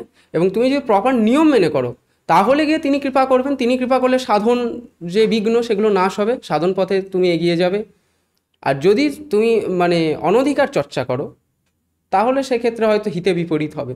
কোথাও গিয়ে হয়তো গুরু মন্ত্র দেয়নি, তুমি কোথাও থেকে মন্ত্র জোগাড় করে বা বই থেকে পড়ে তুমি প্রয়োগ করছো, সেটা কোথাও গিয়ে একটা বিশাল বড় মানে নিজের ক্ষতি। কারণ স্বয়ং সদাশিব তন্ত্রে বলছেন যে মন্ত্র লিখে মানে লেখা আছে বা বই পড়ে যে মন্ত্রের জপ করে বা উপাসনা করে, তারা ভয়ঙ্কর রকমভাবে তারা মানে পতন ঘটে তাদের, এবং তারা কুম্ভিপাক নরক গমন করে। তো সেক্ষেত্রে যাই করতে হবে, চামুণ্ডা যদি দয়া করেন বা যে কোনো মহাবিদ্যা দয়া তারা করবেন, কিন্তু প্রপার ওয়েতে এসে। এটাই হচ্ছে ব্যাপার। ওয়ে ছাড়া যদি করা হয় তাহলে জীবন ডিসব্যালেন্স। মানে হ্যাঁ, তিনি কৃপা করবেন, কিন্তু তিনি যেভাবে কৃপাটা করবেন সেটাই তোমার জীবনে অভিশাপ হয়ে নেমে যাবে। এটাই হচ্ছে ব্যাপার। আমরা সাধারণ মানুষরা বেসিক্যালি মা চামুণ্ডা পুজো করি না। তার কারণটাই কি যে মা চামুণ্ডাকে সবাই মানে তার আচার তার বিধি মানতে পারে না, নাকি মা চামুণ্ডাকে শুধুমাত্র তন্ত্রমতেই পুজো করা হয়? কোনটা? আচার বিধি মানতে পারবেন না বলাটা ভুল। ওনার আচার হয়তো এতটাও ভয়ঙ্কর কিছু আচার নয় যেটা সাধারণ মানুষ পারবে না, কিন্তু তার পুজো তন্ত্রমতেই হবে। আচ্ছা। পুরাণোক্ত ওই যেটুকু পুজোর বিধান সেটা কিন্তু দুর্গা পুজোকে ঘিরেই। এরপর যদি চামুণ্ডাকে নিয়ে প্রপার চামুণ্ডারই পুজো হবে, শুধু চামুণ্ডারই উপাসনা করছে সে, এইরকম যদি কোনো ঘটনা ঘটে, তাহলে কিন্তু তাকে তন্ত্রমতেই আসতে হবে। এবার ব্যাপারটা হচ্ছে যে কোথাও গিয়ে চামুণ্ডার যে রূপবর্ণনা বা যে রূপগত যে রয়েছে মায়ের যে মানে গঠনশৈলী, সেটা কোথাও গিয়ে সাধারণ মানুষ নিতে পারে না, ভয়ঙ্কর। ঠিক আছে, কারণ চামুণ্ডার পুজোতে চামুণ্ডার মতনই দেখতে হয়। আমরা কালী, যেমন কালীর রূপটাও যদি বলি তিনি ভয়ঙ্করী, কিন্তু তারপরেও কোথাও কেউ বাঙালি নিজের ভাব এবং ভক্তি দ্বারা মাকে সুন্দর করে দিয়েছে। ঠিক। কিন্তু চামুণ্ডাকে কোথাও গিয়ে বাঙালি সুন্দর করেনি। চামুণ্ডার ঠিক যা শাস্ত্রগত বর্ণনা রয়েছে সেই শাস্ত্র মতেই তিনি রয়ে গেছে, তার বাইরে তিনি বেরোননি, বা হয়তো তিনিও চাননি বেরোতে, বাঙালিও চাননি, তিনিও চাননি। এইবার ব্যাপারটা হচ্ছে যে বাঙালি তো কিছুটা ভাবাগ্রাহী, যেখানে ভাব বা সাধারণ মানুষ যেখানে যাকে দেখে আমার ভক্তি জাগবে, প্রেম জাগবে, তারই আমি উপাসনা করব। কিন্তু যাকে দেখে আমার ভয় লাগছে, বাপরে কি ভয়ঙ্কর, ঠিক আছে, তাকে দেখে বড় যে দূর থেকে এমনি করে প্রণাম করে সরে যাবে। তাকে ভুলেও ঘরে ঢোকানো তো দূরের কথা, সেই যে জায়গাটাতে তার পুজো হচ্ছে সেই জায়গাটা সে ছায়া যাবে না সেই জায়গাটাতে। এছাড়াও বলা হচ্ছে যে চামুণ্ডার পুজো সম্পূর্ণ বীরভাবে পুজো, মদ্য, মাংস, মৎস্য, মুদ্রা এবং মৈথুন, পঞ্চমকার দিয়ে তার পুজো। তার তর্পণ আছে, চামুণ্ডার তর্পণ আছে, এবং তর্পণ তো সাধারণ লোক করতে পারবে না। মানে বিরাচার মত সাধারণ লোকের যে তর্পণ, সে তর্পণটা পিতৃলোকের তর্পণ আমরা দেখতে পাই মহালয়ার, কিন্তু সেটা আলাদা, দেবতার তর্পণ হয়। সেই দেবতার তর্পণ যতক্ষণ না পূর্ণাভিষেক হচ্ছে, যতক্ষণ না গুরু বলছেন, যতক্ষণ না গুরু শেখাচ্ছেন বা অনুমতি দিচ্ছেন, তর্পণ করতে পারবে না। ঠিক আছে, আমরা দেখেছি তার নামকরণ তো পূজা আমি নম তর্পয়ামি স্বাহা এমনি করে পুজো হয়। তো সেই পুজোটা তো নয় ধরে নিলাম করে নিল, কিন্তু তর্পণ, তারপরে মদ্য শোধন, মাংস শোধন, মৎস্য শোধন, শোধন প্রক্রিয়া, বিশেষ করে কারণকে তো শোধন করতেই হবে। সেই শোধন প্রণালী তো সম্পূর্ণ গুরু বলবেন, এবং সম্পূর্ণ তার জন্য সেখানে গুরু পাদুকা মন্ত্র থাকবে, আনন্দ ভৈরবকে সে কারণ পাত্রে প্রতিষ্ঠা হবে। এই সম্পূর্ণ প্রসেসগুলো সবটাই তন্ত্রকে ঘিরে, সম্পূর্ণ প্রসেসটাই পূর্ণাভিষেককে ঘিরে। মিনিমাম বলছে, পূর্ণাভিষেকের উপরেও আছে ক্রমদীক্ষা, সরামনাই, সাম্রাজ্য, মহাসাম্রাজ্য আদি একদম আছে, সরামনাই সর্বলাস্ট। তো এগুলো দীক্ষা আছে, কিন্তু মিনিমাম তন্ত্রে প্রথম পা রাখতে গেলে পূর্ণাভিষেক, শাক্ত মার্গে প্রথম পা রাখতে গেলে শাক্তাভিষেক, শাক্ত মার্গের বামাচারে পা রাখতে গেলে পূর্ণাভিষেক। এই বামাচারে তিনি বামাচার প্রিয়া, কুলাচার প্রিয়া, তাহলে কুলাচার বা কৌল আচার পালন করতে গেলে তাকে প্রপার সাধকের একদম মানে কি বলবো, সৎ গুরুর নিকট থেকে তাকে একদম দীক্ষা সংস্কার গ্রহণ করে তাকে সাধনা করতে হবে। এবং সবচেয়ে বড় কথা, চামুণ্ডা চট করে সিদ্ধি হয় না। মাতৃকা তো মহাবিদ্যা, তিনি হচ্ছেন ব্রহ্মবিদ্যা, তিনি সিদ্ধি দেব করেই দাঁড়িয়ে আছে। কিন্তু যখনই মাতৃকা হয়ে যায় তিনি কিন্তু সিদ্ধি দেবেন না। এবং চামুণ্ডা সিদ্ধ এরকম, এখন যদিও লোকে খবরের কাগজে ছেড়ে দিচ্ছে অমুক সিদ্ধ তমুক সিদ্ধ, চামুণ্ডা সিদ্ধ করতে গেলে মানে যদি কোনো কারণে সিদ্ধি লাভ না হয় রক্ত শূন্য হয়ে মারা যাবে। আর সবচেয়ে বড় কথা, যার যেমন অবয়ব সে কিছুটা সেরকমই হয়। আমরা যেমন দেখি তারা সাধকদের ক্ষেত্রেই যদি অনেক সময় দেখেছি কিছু কিছু ক্ষেত্রে, যারা প্রকৃত একদম তারা সাধনা করেছেন, হয়তো তারা ইষ্টেরও দর্শন পেয়েছেন, সেক্ষেত্রে আমরা দেখেছি যে তারা হয়তো একটু মোটাসোটা, তারা হয়তো তাদের ফিগারটা হয়তো পুরুষ মানুষ একদম বলিষ্ঠ ফিগার, ঠিক আছে, একদম চেহারাটা তাদের একদম মানে কাঠামোটা তাদের একদম পুরুষালী। আবার যদি আমরা কালী সাধকদের দেখেছি তাদের সুঠাম চেহারা, বা কিছু সময় তারাও একটু বলিষ্ঠ ফিগার হয় তাদের, মানে একদম চেহারাটা তাদের একটু মোটাসোটা। কিন্তু ব্যাপারটা হচ্ছে যে চামুণ্ডার যখন পুজো করবে চামুণ্ডার মতনই সে হতে শুরু করবে। এবার একটা মানুষের যদি পাঁজর হাড় এসব বেরিয়ে যায় তাহলে সে কিভাবে চলবে? আমাদের বাঁকুড়ার কাছে একজন জনৈক ভদ্রলোক ছিলেন, তার পরিচিত একজন সাধক ছিলেন, তিনি চামুণ্ডার সাধনা করতেন, তাকে আমি খুব কাছে থেকে দেখেছিলাম, ঠিক আছে। তো তিনি মোটামুটি একটা 8 চালা মতো জায়গাতে বসে সাধনা করতেন, মানে ওটাই তার সাধন ক্ষেত্র, এক শ্মশানের একদম ঠিক ঈশান কোণ বরাবর। সেখানে তাকে দেখলাম সবসময় মাথায় একটা এই একদম ইয়ের করে লাল কাপড় বাঁধা। তো সেই ভদ্রলোককে আমি বলেছিলাম যে আপনি সাধক মানুষ, তা আপনার খাওয়া দাওয়ার দায়িত্ব কে নেয়? যে যা ভিক্ষায় জোটে তাই খাই, তাই চলে, মা যা জোটে। তা আমি বললাম আপনি কার সাধনা করেন? কালী সাধক। তারা চট করে চামুণ্ডা বলবে না। কিন্তু মজার বিষয় হচ্ছে যে তিনি যেখানে কালীকে রেখেছেন তার ঠিক সামনেই একটি মহাপাত্র রয়েছে, এবং মহাপাত্রের মধ্যে চামুণ্ডা বিগ্রহ রয়েছে, একদম মানে সে প্রাচীন পুরনো কোনো অষ্টধাতুর কিংবা সোনার, আমি জানি না, দেখে তো বোঝা যাচ্ছে না। তো একবার চোখ মুখও তার ব্লার হয়ে গেছে, মানে এত প্রাচীন তার নাক চোখ মুখ তার বোঝা যাচ্ছে না, সেই মূর্তি সে রেখে পুজো করছে। এবং সেখানে মানে কারণ পাত্রে মানে রুধির মানে রক্ত একদম পরিপূর্ণ। তো এটা তো সে কালী, তো সে সাধনা করছি, কালীরই তো একটি স্বরূপ চামুণ্ডা আমি যদি বলি, কিন্তু চামুণ্ডা তার সামনে রয়েছে। তাহলে কোথাও গিয়ে হয়তো সে চামুণ্ডা সাধনা করছে, এবং করছে বলি হয়তো কোথাও গিয়ে একদম জীর্ণ শীর্ণ, মানে তার মানে হাড়টাও তার বোঝা যাচ্ছে, মাংসটা ঝুলে যাচ্ছে, এরকম আর কি, এরকম ভাব। এবার সবচেয়ে বড় কথা হচ্ছে যে পুজো প্রসেস ঠিক করলে ঠিক আছে, পুজো করাটা আলাদা ব্যাপার, সাধনা করাটা আলাদা ব্যাপার। আমি আবারও বলছি, আমি কালী সাধক, আমার হয়তো বিশেষ কারণে চামুণ্ডার পুজো করতে হচ্ছে, বিরাচার মতোই করব, পুজো আমি একদিন করলাম, কিন্তু সেই চামুণ্ডাকে নিয়ে যখন আমি সকাল সন্ধ্যা প্রতিদিন মানে বছরের পর বছর আমি নিয়ে চলছি, সেটা কিন্তু তখন কিন্তু সে আমার ইষ্টস্বরূপ হয়ে যাচ্ছে। ইষ্টস্বরূপ হয়ে গেলেই কিন্তু সমস্যা আছে এখানে চামুণ্ডা, কারণ তিনি মাতৃকা।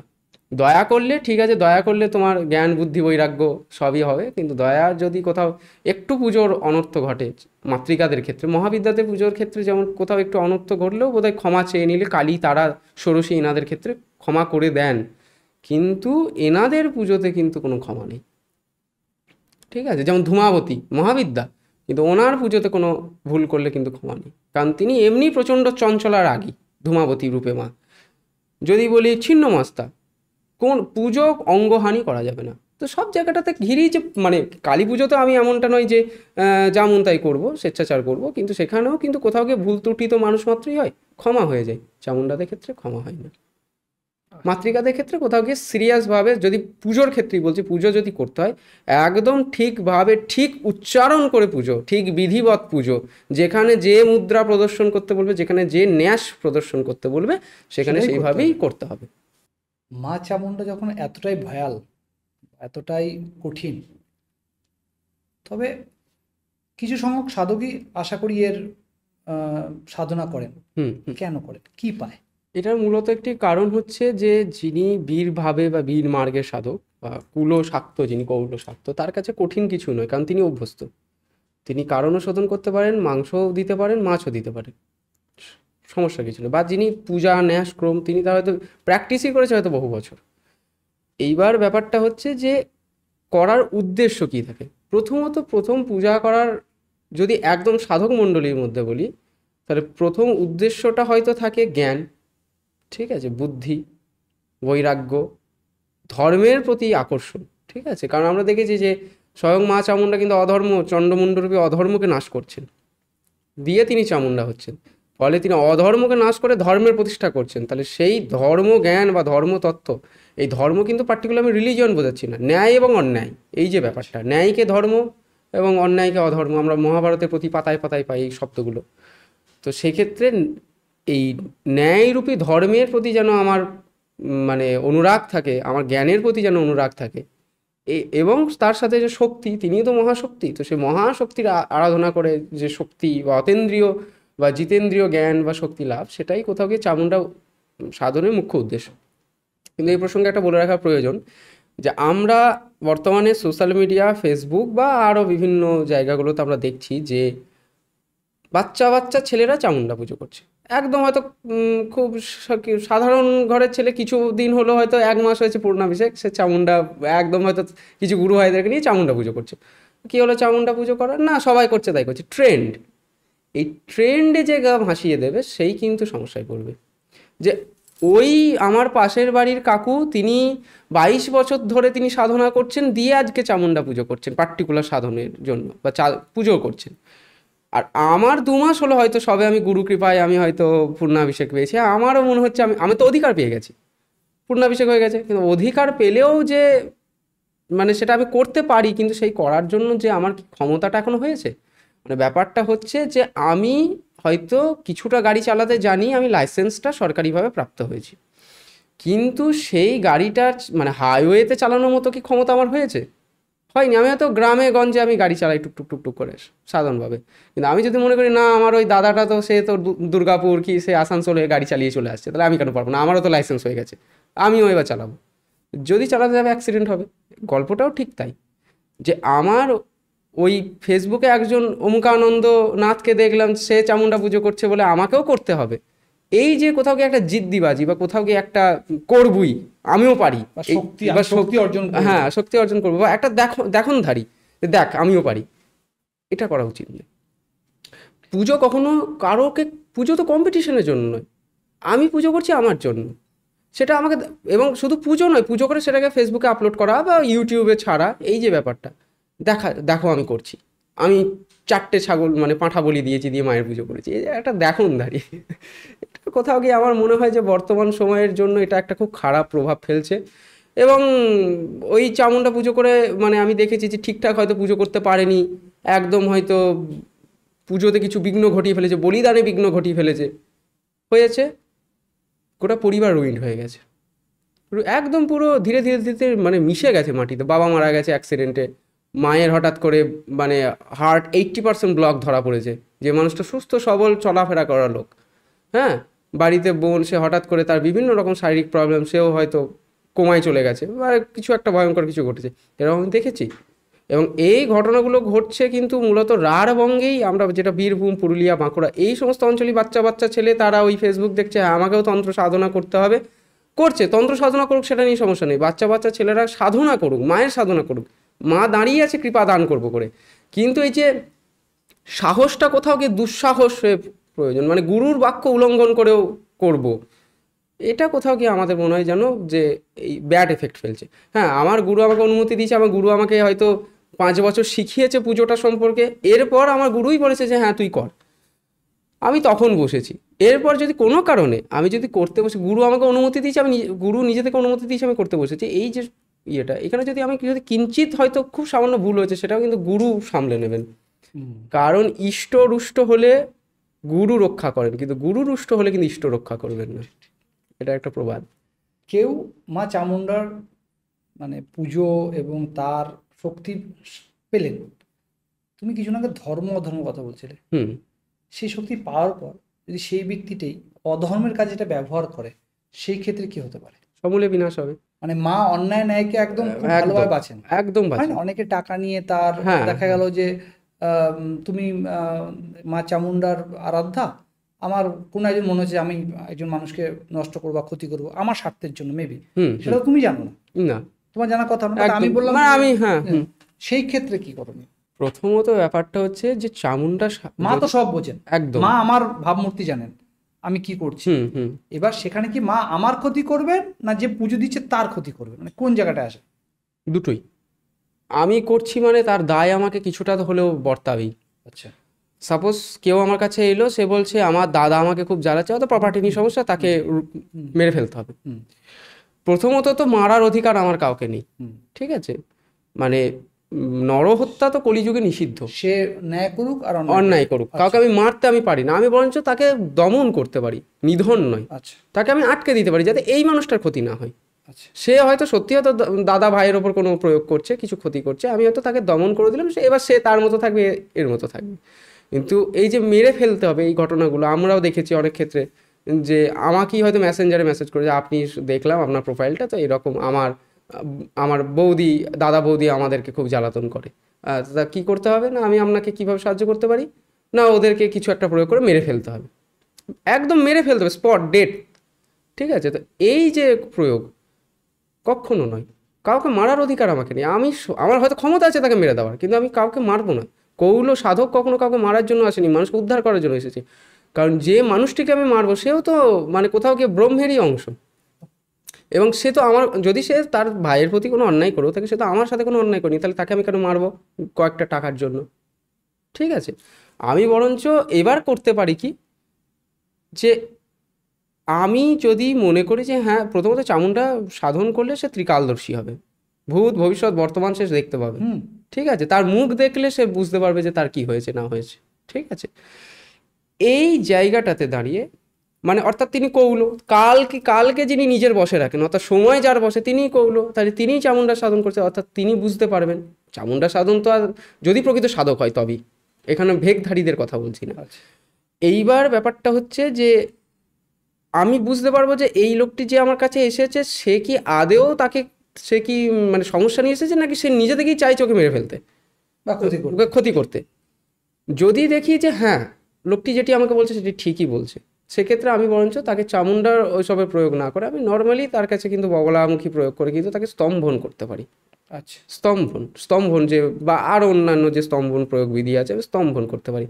কিন্তু কোথাও গিয়ে শাস্ত্র বলছে যে, সদাশিবই বলছেন যে তন্ত্র ব্যবসার জন্য নয়। আমাদের পরম গুরুদেব তিনিও বলেছেন যে তন্ত্রকে বেঁচে খাবার জিনিস নয়, তুমি প্রয়োজনে তোমার পেটের টান পড়বে, তুমি রিক্সা চালিয়ে খাবে, কিন্তু তন্ত্রকে বেঁচে খাবে না। হ্যাঁ, তোমার কাছে কেউ সাহায্য চাইতে এসেছে, মনে হচ্ছে তোমার ওকে একান্তই সাহায্য করা প্রয়োজন, নাহলে লোকটা মারা যাবে, ওর পরিবারটা শেষ হবে, আমি সাহায্য করছি। এবার ব্যাপারটা হচ্ছে যে আমি হয়তো সাহায্য করতে গেলে একটা যোগ্য করতে হচ্ছে, খুব যেটুকু খরচা আমি সেটুকু খরচা ওই যোগ্যটা করার জন্য নেব।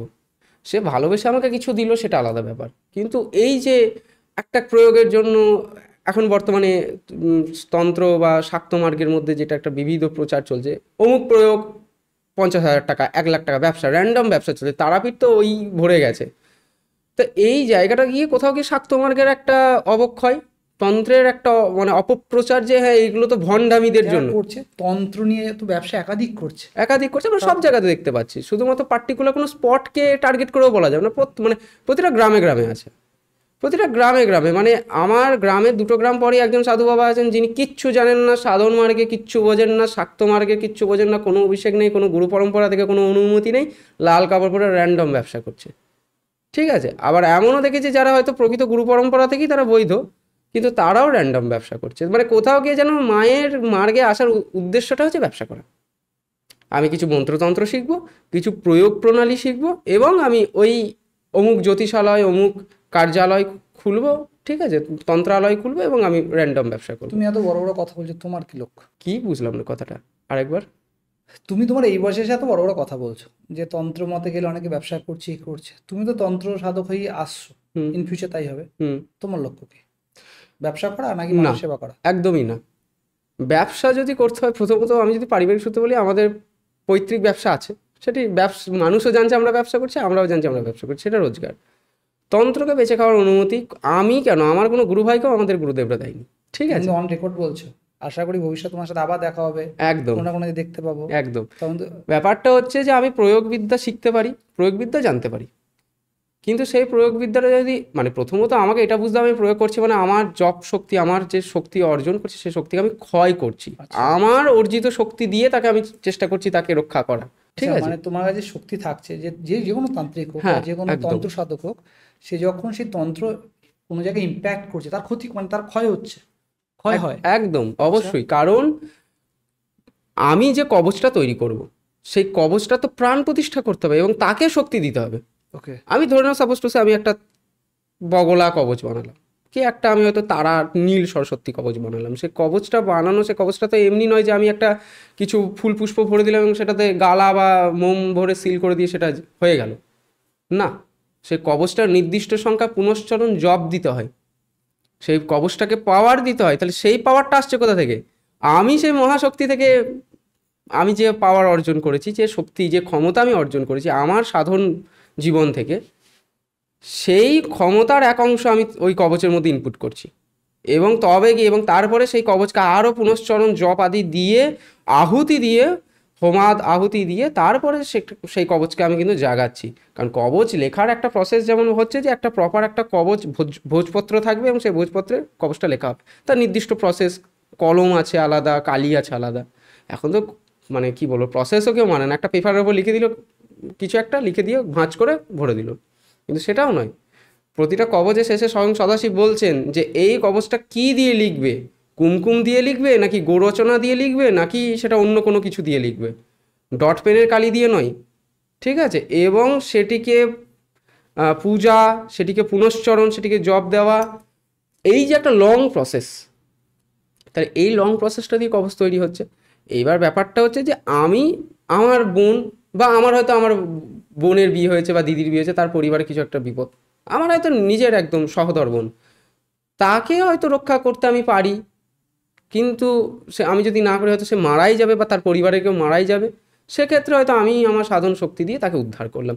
কারণ কৌলোর আর একটা কর্তব্য হচ্ছে যে মানুষকে উদ্ধার করা, মানুষকে রক্ষা করা, বা সাধারণ জীবকে তাদেরকে মোক্ষের পথে নিয়ে যাওয়া বা তাদেরকে ইয়ে করা। তো সেই জায়গাটা ধরে আমি সেবা করছি, সেই জায়গাটা ধরে আমি আমার বিদ্যাকে কাজে লাগিয়ে আমি তাকে সাহায্য করছি। কিন্তু সেটা যখন আমার র্যান্ডম একটা ব্যানার টাইপস বিজনেস হয়ে গেল, সেই বিজনেসটা কিন্তু কোথাও গিয়ে তন্ত্রের অবমাননা হচ্ছে, তন্ত্রবিদ্যার অবক্ষয় হচ্ছে। কাউকে সাহায্য করা, এবার সে সাহায্য, আমি তো বললাম যে সাহায্য বিনিময়ে হয়তো কেউ আমাকে উপহার স্বরূপ একটা বই দিল, একটা জামা দিল, কিছু টাকাই দিল, সেটা আলাদা ব্যাপার। সে টাকাটাও যদি আমি মনে করি যে রাখবো না, আমি আমার গুরুকে দিয়ে দেবো, আমি আমার গুরুর চরণে সবটাই, আমার কোনো কিছুর প্রয়োজন নেই, দিয়ে দিতে পারে। অনেকেই আছে, আমাদের একজন গুরুভাই এরকম একজন, তার প্রতিবেশী মেয়ে, তাদের মানে ভয়ঙ্কর রকম সে উন্মাদ হয়ে গেছিলো, এরকম ব্যাপার। সেই মেয়েটিকে সে নিজের ক্ষমতা দ্বারা সে যত মানে পুজো করে, সেই মানে 3 দিন হোম হয়েছিল, টানা হোম করে, পুজো করে, জপ করে কবচ পরিয়ে দিয়েছিল। সেই কবচটা মানে সে মূলত তারই একটি মানে আত্মীয়কে মারা গেছে, তার হয়তো কিছু দেখতে পাচ্ছে, কোনো স্পিরিট বা কিছু দেখতে ভয় পাচ্ছে, ভয় পেয়ে সে মানে প্রায় পাগলের মতো হয়ে গেছে আর কি। সেই জায়গাটা থেকে তাকে টেনে নিয়ে এসে তাকে ঠিক জায়গায়, আবার সে এখন বর্তমানে সে এখন কলেজ স্টুডেন্ট, সে পড়াশোনা করছে।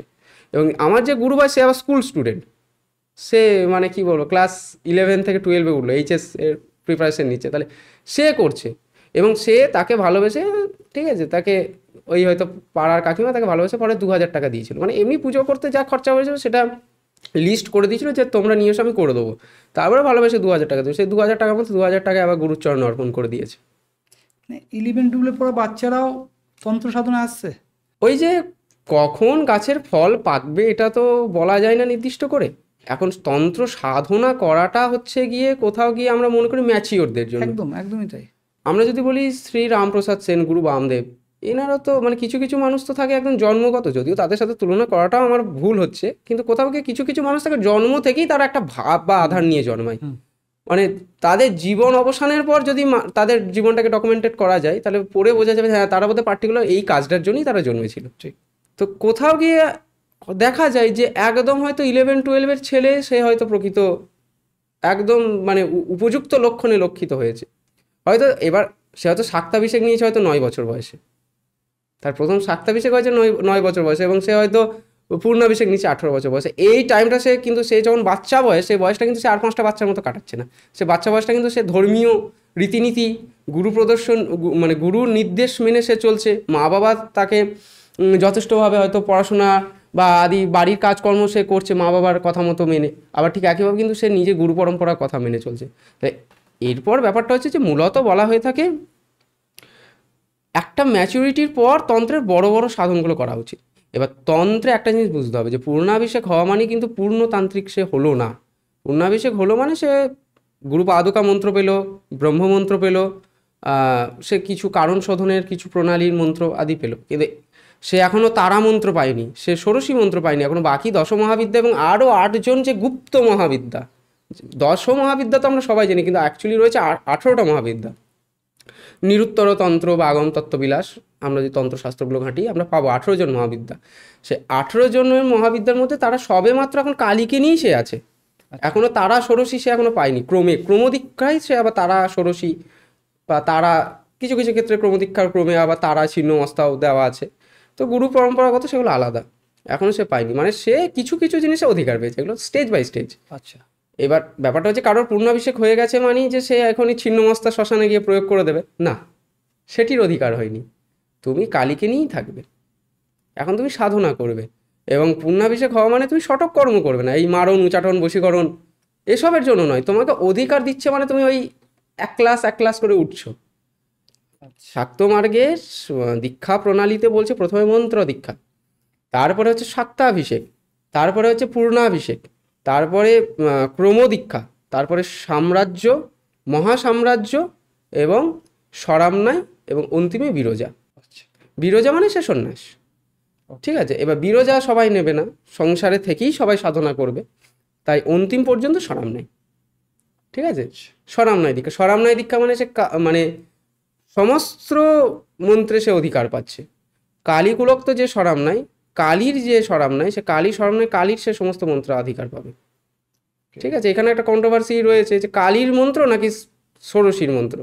আমাদের গুরু পরম্পরাতে তো বলছে ষোড়শী মন্ত্র, তাই তুমি কি করে বলছো কালী মন্ত্র? কালীর স্বরামনায় আছে, তুমি পাওনি বা তোমার গুরু পরম্পরা থেকে সেইভাবে নেই, সেটা আলাদা কথা। আছে, এবার কোথায় আছে, কি মন্ত্র আছে, সেগুলো গুরু প্রদত্ত ব্যাপার, গুরু দেবেন, ব্যাস ওইটুকুই। কোনো তান্ত্রিক বা যারা তন্ত্র সাধনা করে তাদের কি কারো ভাগ্য পরিবর্তন করতে পারে? ভাগ্য বলতে যেটা বোঝায় কর্মফল, ঠিক আছে। মানে ভাগ্য বিষয়টা এসেছে কর্মফল থেকে। আমি যেমন কাজ করে এসেছি পাস্টে, ফিউচারে আমার তেমনই ফল আছে, একদম। তো কর্মফল কেউ পরিবর্তন করতে পারবে না। স্বয়ং গুরু বামদেব বাবা এই কথাটা বলেছিলেন যে বাবা কর্ম যেমন করেছো, কর্মফল তোমাকে সেটা ভোগ করতেই হবে। আমি তোমাকে একটু আটকাচ্ছি, তোমাকে না বেসিক্যালি এই প্রশ্নটা করার কারণ হচ্ছে যেহেতু তোমার বয়সের সাথে তোমার কথাগুলো যায় না, হুম যারা অডিয়েন্স দেখছে আমাদের, মোদ্দা কথা তোমাকে একটু বাজিয়ে নাও মোদ্দা কথা। কারণ আমি স্বামী প্রাণানন্দজিকে খুব শুনি, মানে আমি মনে মনে গুরুদেব ভাবি, তো উনি সেম কথাই বলে যে কর্ম বা মানে ভাগ্য পরিবর্তন করা যায় না। তুমি নাম শক্তিতে বা মানে জব শক্তিতে তুমি সেটাকে সহ্য করার ক্ষমতা পেতে পারো, চেঞ্জ করতে হবে না। আমি সেটাই দেখলাম, মানে তোমার কাছে জানতে চাইলাম যে আদৌ তোমার সাথে সেটা রিলেট করছি না, তুমি সত্যি পথে মানে ঠিকঠাক ব্যাপারটাকে পর্যালোচনা করছো কিনা, বলো এবার।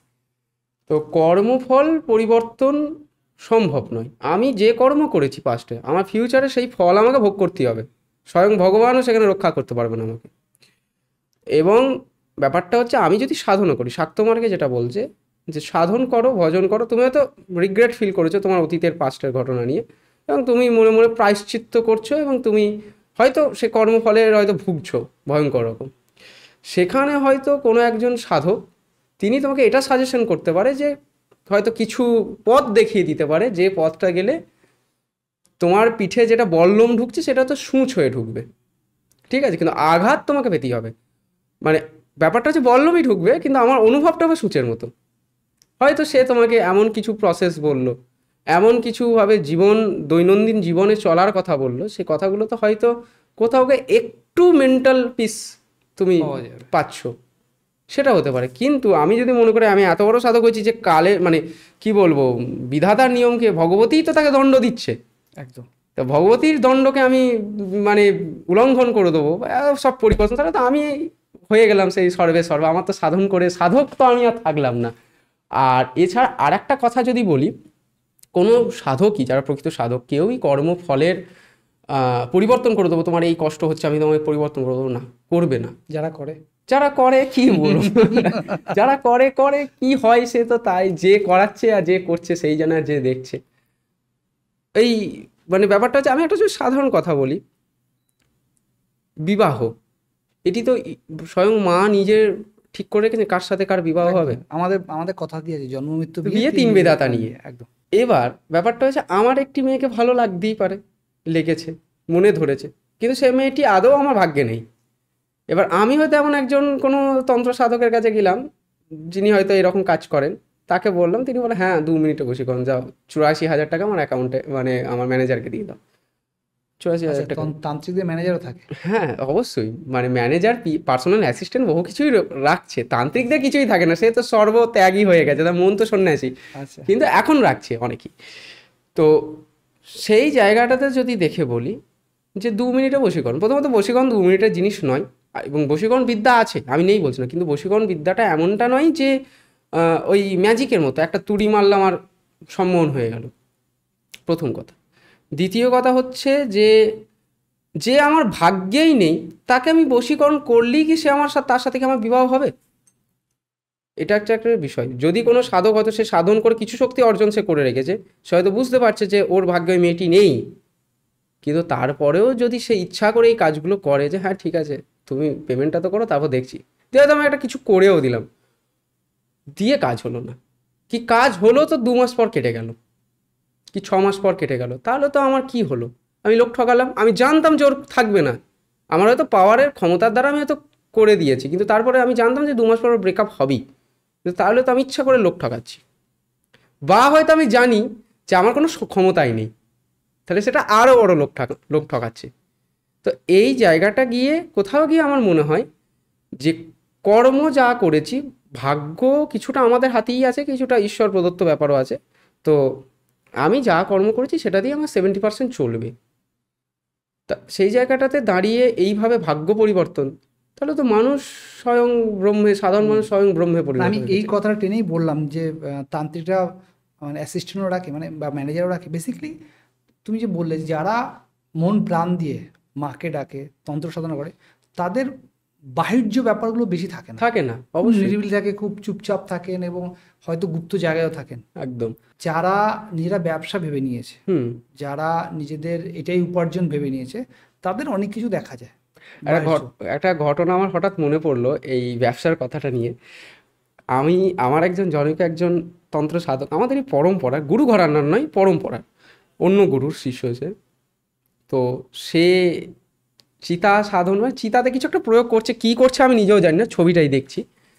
তো সেখানে একটি মানে চুল্লি টাইপস, মানে ওই যেটা হয় আর কি, চিতা লোহার ইয়ে দিয়ে সেটা আছে, সেখানে একটা হোম হচ্ছে, এবং পাশে একটি টুলের মতো রয়েছে, একটা ল্যাপটপ চালিয়ে কিছু একটা কাজ চলছে, মানে ল্যাপটপে কিছু একটা দেখাশোনা কিছু একটা চলছে। কি হচ্ছে এগুলো? মানে আমি দেখাচ্ছি হোম করছে, একটা 6-7 জনের একটা টিম বসে আছে গোটা চিতাটাকে ঘিরে, মানে সেখানে কোনো মরা পড়ছে না, সেখানে জাস্ট ওই চিতার ওপরই মানে সেখানে কিছু একটা হোম হচ্ছে, লঙ্কা টঙ্কা পোড়াচ্ছে, শুকনো লঙ্কা, কিছু একটা স্তম্ভন বা মালন ক্রিয়া কিছু একটা চলছে। চলছে, খুব ভালো কথা, কিন্তু একটা জিনিস বুঝতে হবে যে এই যে ল্যাপটপ চালিয়ে করছে, তার মানে নিশ্চয়ই কিছু ওখান থেকে দেখে করছে। এই দেখাটা কি দেখছে, ল্যাপটপ চালিয়ে কি দেখছে, কোনো পার্টিকুলার পিডিএফ, কোনো কোনো পার্টিকুলার কোনো অনলাইন কোনো সোর্স থেকে কিছু একটা দেখে সেখানে প্রয়োগ চলছে। তাহলে অনলাইনে যে বিদ্যাগুলোর কথা লিখিতই হয় না, সম্পূর্ণ গুরুমুখী বিদ্যা, গুরু বলছেন তবে গিয়ে সে শিখছেন, বা অভিজ্ঞতার সাথে বিভিন্ন সাধু সঙ্গ করে যেগুলো জানা যায়, সেগুলো অনলাইনে কি করে আসে? মানে অনলাইন দিয়ে তন্ত্র শেখা যাবে না? না, কখনো না। অনলাইন দিয়ে তন্ত্র সাধনা করলে তাহলে এত এত মহা সাধকরা সবাই, বা আমাদের বর্তমান জেনারেশনের যদি কথা বলি, সবাই তাহলে মোবাইল থেকে ঘেঁটি শিখে নিত। এই ইউটিউবে আমি মাঝে মধ্যে দেখি রিলস ঘাঁটতে, মানে ওই শর্টসগুলো দেখতে দেখতে একটা বীজ মন্ত্র, ধূমাবতীর কি মাতঙ্গীর কি অন্য কোনো মহাবিদ্যা বীজ মন্ত্র দিয়ে বলছে, অমু গিয়ে ধূমাবত্যই নম কি মাতঙ্গই নম, এই মন্ত্রটি প্রতি শনিবার সকালবেলায় স্নান করে উঠে 108 বার জপ করলে আপনার জীবনে পরিবর্তন হবে। আর জীবন পরিবর্তন তো হবে, কিন্তু জীবনে পরিবর্তনটা সুফল জীবন হবে নাকি কুফল? জীবন তো পরিবর্তন ওর হয়েই যাবে যে করবে, কিন্তু তার জীবনটা শ্মশান হয়ে যাবে, সে ছিল সংসারই হয়ে যাবে, সে মানে শ্মশানবাসী হয়ে যাবে, মানে তার সংসার শ্মশান বানিয়ে দেবে, এতটাই পাওয়া? এতটা পাওয়ার। কারণ সাধারণ মানুষ, মানে এই জিনিসগুলো যদি বলি, আমার মা ঠিক আছে ওই অনেক সময় শর্টস দেখে, সাধারণত মানে সাধারণ পরিবারের মেয়ে মানুষদের যা হয় যে শর্টস দেখছে, দেখতে দেখতে দেখতে দেখতে এই এই মন্ত্রটা দেখলাম, খাতায় হয়তো টুকেও রেখেছে, পরে এবার ব্যাপারটা হচ্ছে আমার মা আমাকে জিজ্ঞাসা করে কিছু একটা করে, এই মন্ত্রটা দেখলে, এই মন্ত্রটা বলছে শনিবার দিন জপ করলে নাকি ধনপ্রাপ্তি হয়, প্রাপ্তি হয় না, ধনপ্রাপ্তি হবে না, ধন শূন্য হয়ে যাবে। মানে মন্ত্র বেসিক্যালি আমরা গুরু ছাড়া নেওয়া সম্ভব নয়। সম্ভব নয়। মানে আমাদের এখানে যারাই এসেছেন প্রত্যেকে একই কথা বলেন যে মন্ত্র এটা গুরু প্রদত্তই। অবশ্যই তুমি জব করতে পারো, একদম। যেটা আমাদের গুরুজিও বলেন, মানে স্বামী পরমানন্দজিও বলেন যে জব করা যায়, মানে তুমি ঠাকুরের নাম নিতে পারো, তুমি যে ঠাকুরকে ব্যাপারটা আরাধনা হচ্ছে করো। নাম করতে পারো, নাম। আমি দুর্গা দুর্গা দুর্গা দুর্গা, কালী কালী কালী কালী আমি নাম করতে করছি, কিন্তু কালী যখন এবার বীজ চলে আসবে তখনই গুরু চলে আসবে। একদম ঠিক আছে, কারণ এই দেহজ ক্ষেত্র বা কৃষি জমি, এই দেহটা তো আমাদের কৃষি জমির সাথে তুলনা করা হয়, এই জমিতে বীজ তো তাকেই পুঁততে হয় যে জানে। যে জানে, যার কাছে বীজটা আছে, ঠিক। সে আমার শরীরে বীজ পুঁতবে, তবে তো গিয়ে কালী কল্পতরু বৃক্ষ জন্মাবে। ঠিক ঠিক। কিন্তু আমি যদি সেখানে বীজের বদলে যদি মানে ভুয়ো কিছু ভরে নিই, তাহলে তো সেখানে মানে কালী অমৃত বৃক্ষ বা কল্পতরু বৃক্ষর বদলে বিশ্ববৃক্ষ জন্মাবে, তাই না? ঠিক।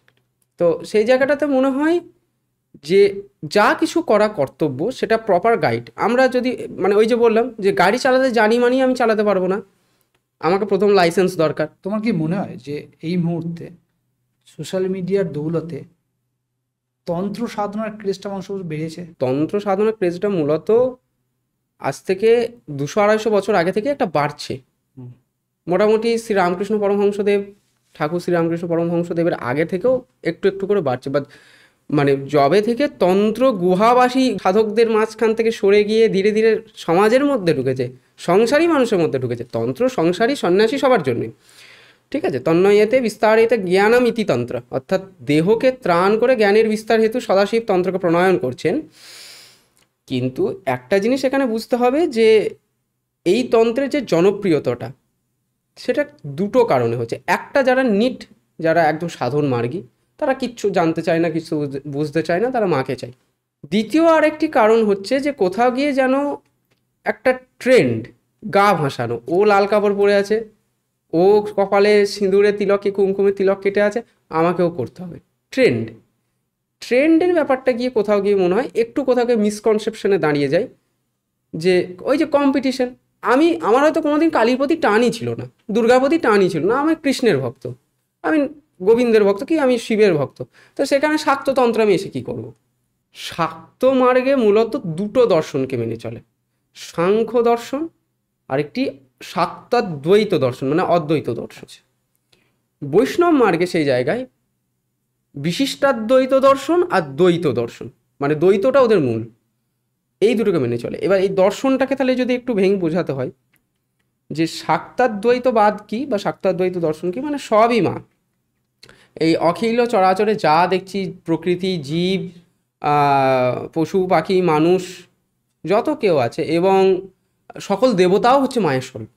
তিনি বিষ্ণু রূপে মধুকৈটবকে দলন করছেন, তিনি চামুণ্ডা রূপে চণ্ডমুণ্ডকে নাশ করছেন, তিনি শিব রূপে তিনিই সংহার করছেন, ব্রহ্মা রূপে তিনিই পালন করছেন, আবার তিনি আদিতে আদ্যাশক্তি মহামায়া, আবার তিনি আমাদের এই জীবে প্রতিটা অখিল জীব, পশু পাখি, পাথর, নদ নদী সব কিছুর মধ্যে তিনি। এইটা হচ্ছে শাক্তাদ্বৈত ভাব। আর সাংখ্য দর্শনে হয়েছে পুরুষ এবং প্রকৃতি, এই একটা কনসেপ্ট কাজ করে। এর বাইরে যদি এবার বৈষ্ণবদের দিকে চোখ রাখি, ওরা মূলত দ্বৈতবাদ। দ্বৈতবাদে মূলত ভগবানের সমান কেউ নেই, ভগবান কখনো মানুষ হবে না, মানুষ কখনো ভগবান হবে না, এরকম একটা ব্যাপার থাকে কোথাও। তো তিনি অসাধারণ একজন পার্সন, মানে ভগবান আদৌ পার্সন কিনা সেটা একটা বড় মানে প্রশ্ন। তো যাই হোক, তো আমি যদি সাকারগত দিক থেকে বলি, তাহলে তিনি একজন অসাধারণ ব্যক্তি। আমি সাধারণ মানুষ, আমি ভগবান, এই যে ব্যাপারটা, এইটা হচ্ছে বৈষ্ণব, মানে দ্বৈত, আলাদা। এবং কালী কখনো কৃষ্ণ হতে পারবে না, কৃষ্ণ কখনো কালী হতে পারবে না, কৃষ্ণ কখনো শিব হবে না, শিব কখনো কৃষ্ণ হবে না, এইটা হচ্ছে দ্বৈত। মানুষ কখনো ভগবান হতে পারবে না, ভগবান কখনো মানুষ হতে পারবে না, এইটা হচ্ছে ব্যাপার। আচ্ছা, এইটা হচ্ছে মূলত বাংলার বৈষ্ণবদের দ্বৈতবাদ। আর অদ্বৈতবাদে কি বলছে, আমি সেই কালী হয়ে যেতে পারবো, আমি যদি সাধন করতে পারি, আমি যদি শিবত্ব প্রাপ্তি করতে পারি, আমি সেই ব্রহ্ম হয়ে যাবো, অহম ব্রহ্মস্মি, আদিগুরু জগৎগুরু শঙ্করাচার্য বলছেন, বা সোহম, আমি সেই পরমহংস তত্ত্ব, সেই পরমহংস প্রকৃতি, হ্যাঁ, বা আমি সেই ব্রহ্ম। সাধন মানে আমি আমাকে খুঁজে পেলে আমি সেই কালীকেই খুঁজে পাবো, কারণ আমি সেই কালী। আমার চোখের সামনে যখন সেই গুরুরূপী জ্ঞান দর্পণ আমার সামনে দাঁড়াবে, এই যে মানে গল্পটা অনেক সময় আমার ক্ষেত্রে হয়, চোখের চশমাটা মাথায় তুলে আমি চশমা খুঁজে বেড়াচ্ছি গোটা বাড়ি, ঠিক আছে। তারপরে যখন আয়নার সামনে এসে দেখছি, তখন দেখছি চশমাটা আমার মাথায়, ঠিক আছে। এইখানেও ঠিক গল্পটা তাই, যে আমি কালীকে মানে অনন্ত তীর্থ, অনন্ত ব্রহ্মাণ্ডে খুঁজতে গেলেও তাকে আমি পাবো না, আমার মধ্যেই তিনি আছেন, আমি সেই। যখন সেই গুরুরূপী জ্ঞান দর্পণ আমার উন্মোচন হবে, গুরু যখন আমাকে সেই জ্ঞান দর্পণ দিয়ে দেখিয়ে দেবেন যে দেখো তুমি যাকে খুঁজছো আদতে তুমি সেই নিজেই, তখন আমি সেই ব্রহ্মে পরিণত হবো, যে হ্যাঁ আমি এখনও সেই আয়নাটা খুঁজে পাচ্ছি না বলে আমার আর তার মধ্যে ভেদ খুঁজে পাচ্ছি।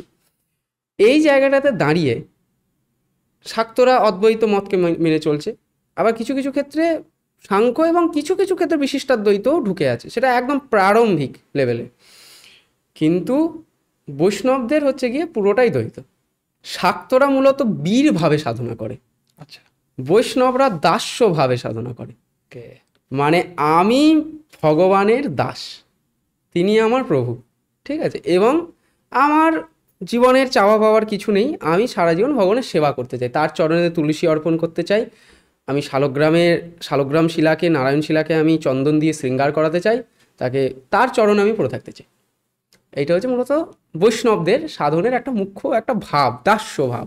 আমার কিছু চাই না, আমি চাকর, তিনি প্রভু, ঠিক আছে, তিনি আমাকে দুবার পিটিয়ে দিলে আমাকে সহ্য করে নিতে হবে, এরকম একটা ব্যাপার। শাক্তদের সেই জায়গা হচ্ছে গিয়ে বীর ভাব। বৈষ্ণবদের প্রার্থনার টার্ম আমি দেখেছি, হে প্রভু, মহাপ্রভু মন্দিরই আমরা দেখেছি যে প্রভু তুমি দয়া করে আমাকে দর্শন দিও, কৃপা করো, কৃপা সুন্দর, ভক্তের আর্জি সেটা। শ্রীরামকৃষ্ণ পরমহংসদেব পূর্ণাভিষেক হয়ে গেছেন, তার সাধনা তিনি করছেন, কোথাও গিয়ে মা তাকে দর্শন দিচ্ছে না, একদম প্রচণ্ড রকমভাবে তিনি উতলা, ঠিক আছে, তিনি আসছেন না, তিনি আসছেন না, তিনি আসছেন না। এই জায়গাটাতে গিয়ে একদিন প্রচণ্ড তার এবার মনে ভেতর উথাল পাথাল করছে, দক্ষিণেশ্বরের মায়ের ভবতারিণী দরজা বন্ধ করে দিলেন তিনি নিজেই, দিয়ে মায়ের পায়ের কাছে তিনি মাথা ঠুকছেন, তিনি কান্নাকাটি করছেন, তিনি মাকে বারবার প্রার্থনা করছেন, একবার দেখা দে, একবার দেখা দে। এরপরে যখন ভবতারিণী সেই শিলাময়ী ব্রহ্মময়ী ভবতারিণী ওখানেই দাঁড়িয়ে আছেন, তখন এবার রাগ হয়ে গেল তার, ঠিক আছে, এটা হচ্ছে বীরভাবে সাধনের মুখ্য পয়েন্ট।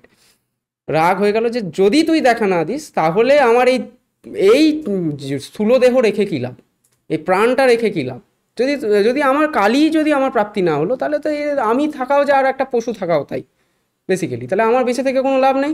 তখন তিনি কি করলেন, ওই ভবতারিণী পিছনে দেয়ালটাতে তখন একটি খড়গ থাকতো, ঠিক আছে, সেই খড়গটা আর কি পাঁঠা বলির জন্য, সেটি মায়ের ওই ঘরের মধ্যেই থাকতো, ওই খড়গটিকে তুলে নিয়ে নিজের গলাতে এমনি করে বসালেন, ঠিক আছে, মানে মানে বসিয়েছেন এবার কোপ মারবেন এইরকম একটা খুব সেই একদম টু দি পয়েন্টে মা এসে চপ করে হাতটা ধরলেন, ঠিক আছে, মা এসে হাতটা ধরলেন, এবং তখন তিনি দেখছেন সেই মানে জ্যোতিতে তার চোখ মানে দেখতে পাচ্ছেন না, সে মা যখন ধীরে ধীরে তার সৌম্য মূর্তিতে এলেন তখন তিনি এসে আপ্লুত হয়ে তার হাত থেকে খড়গ পড়ে গেল। এই ঘটনাটা থেকে আমরা শিক্ষাটা কী পাচ্ছি, যে সেদিন যদি ভবতারিণী বা জগদীশ্বরী কালী যদি না আসতেন তাহলে সেদিন কিন্তু শ্রীরামকৃষ্ণ পরমহংসদেব নিজের গলাটাকে নামিয়ে দিতেন, কেউ আটকাতে পারতো না।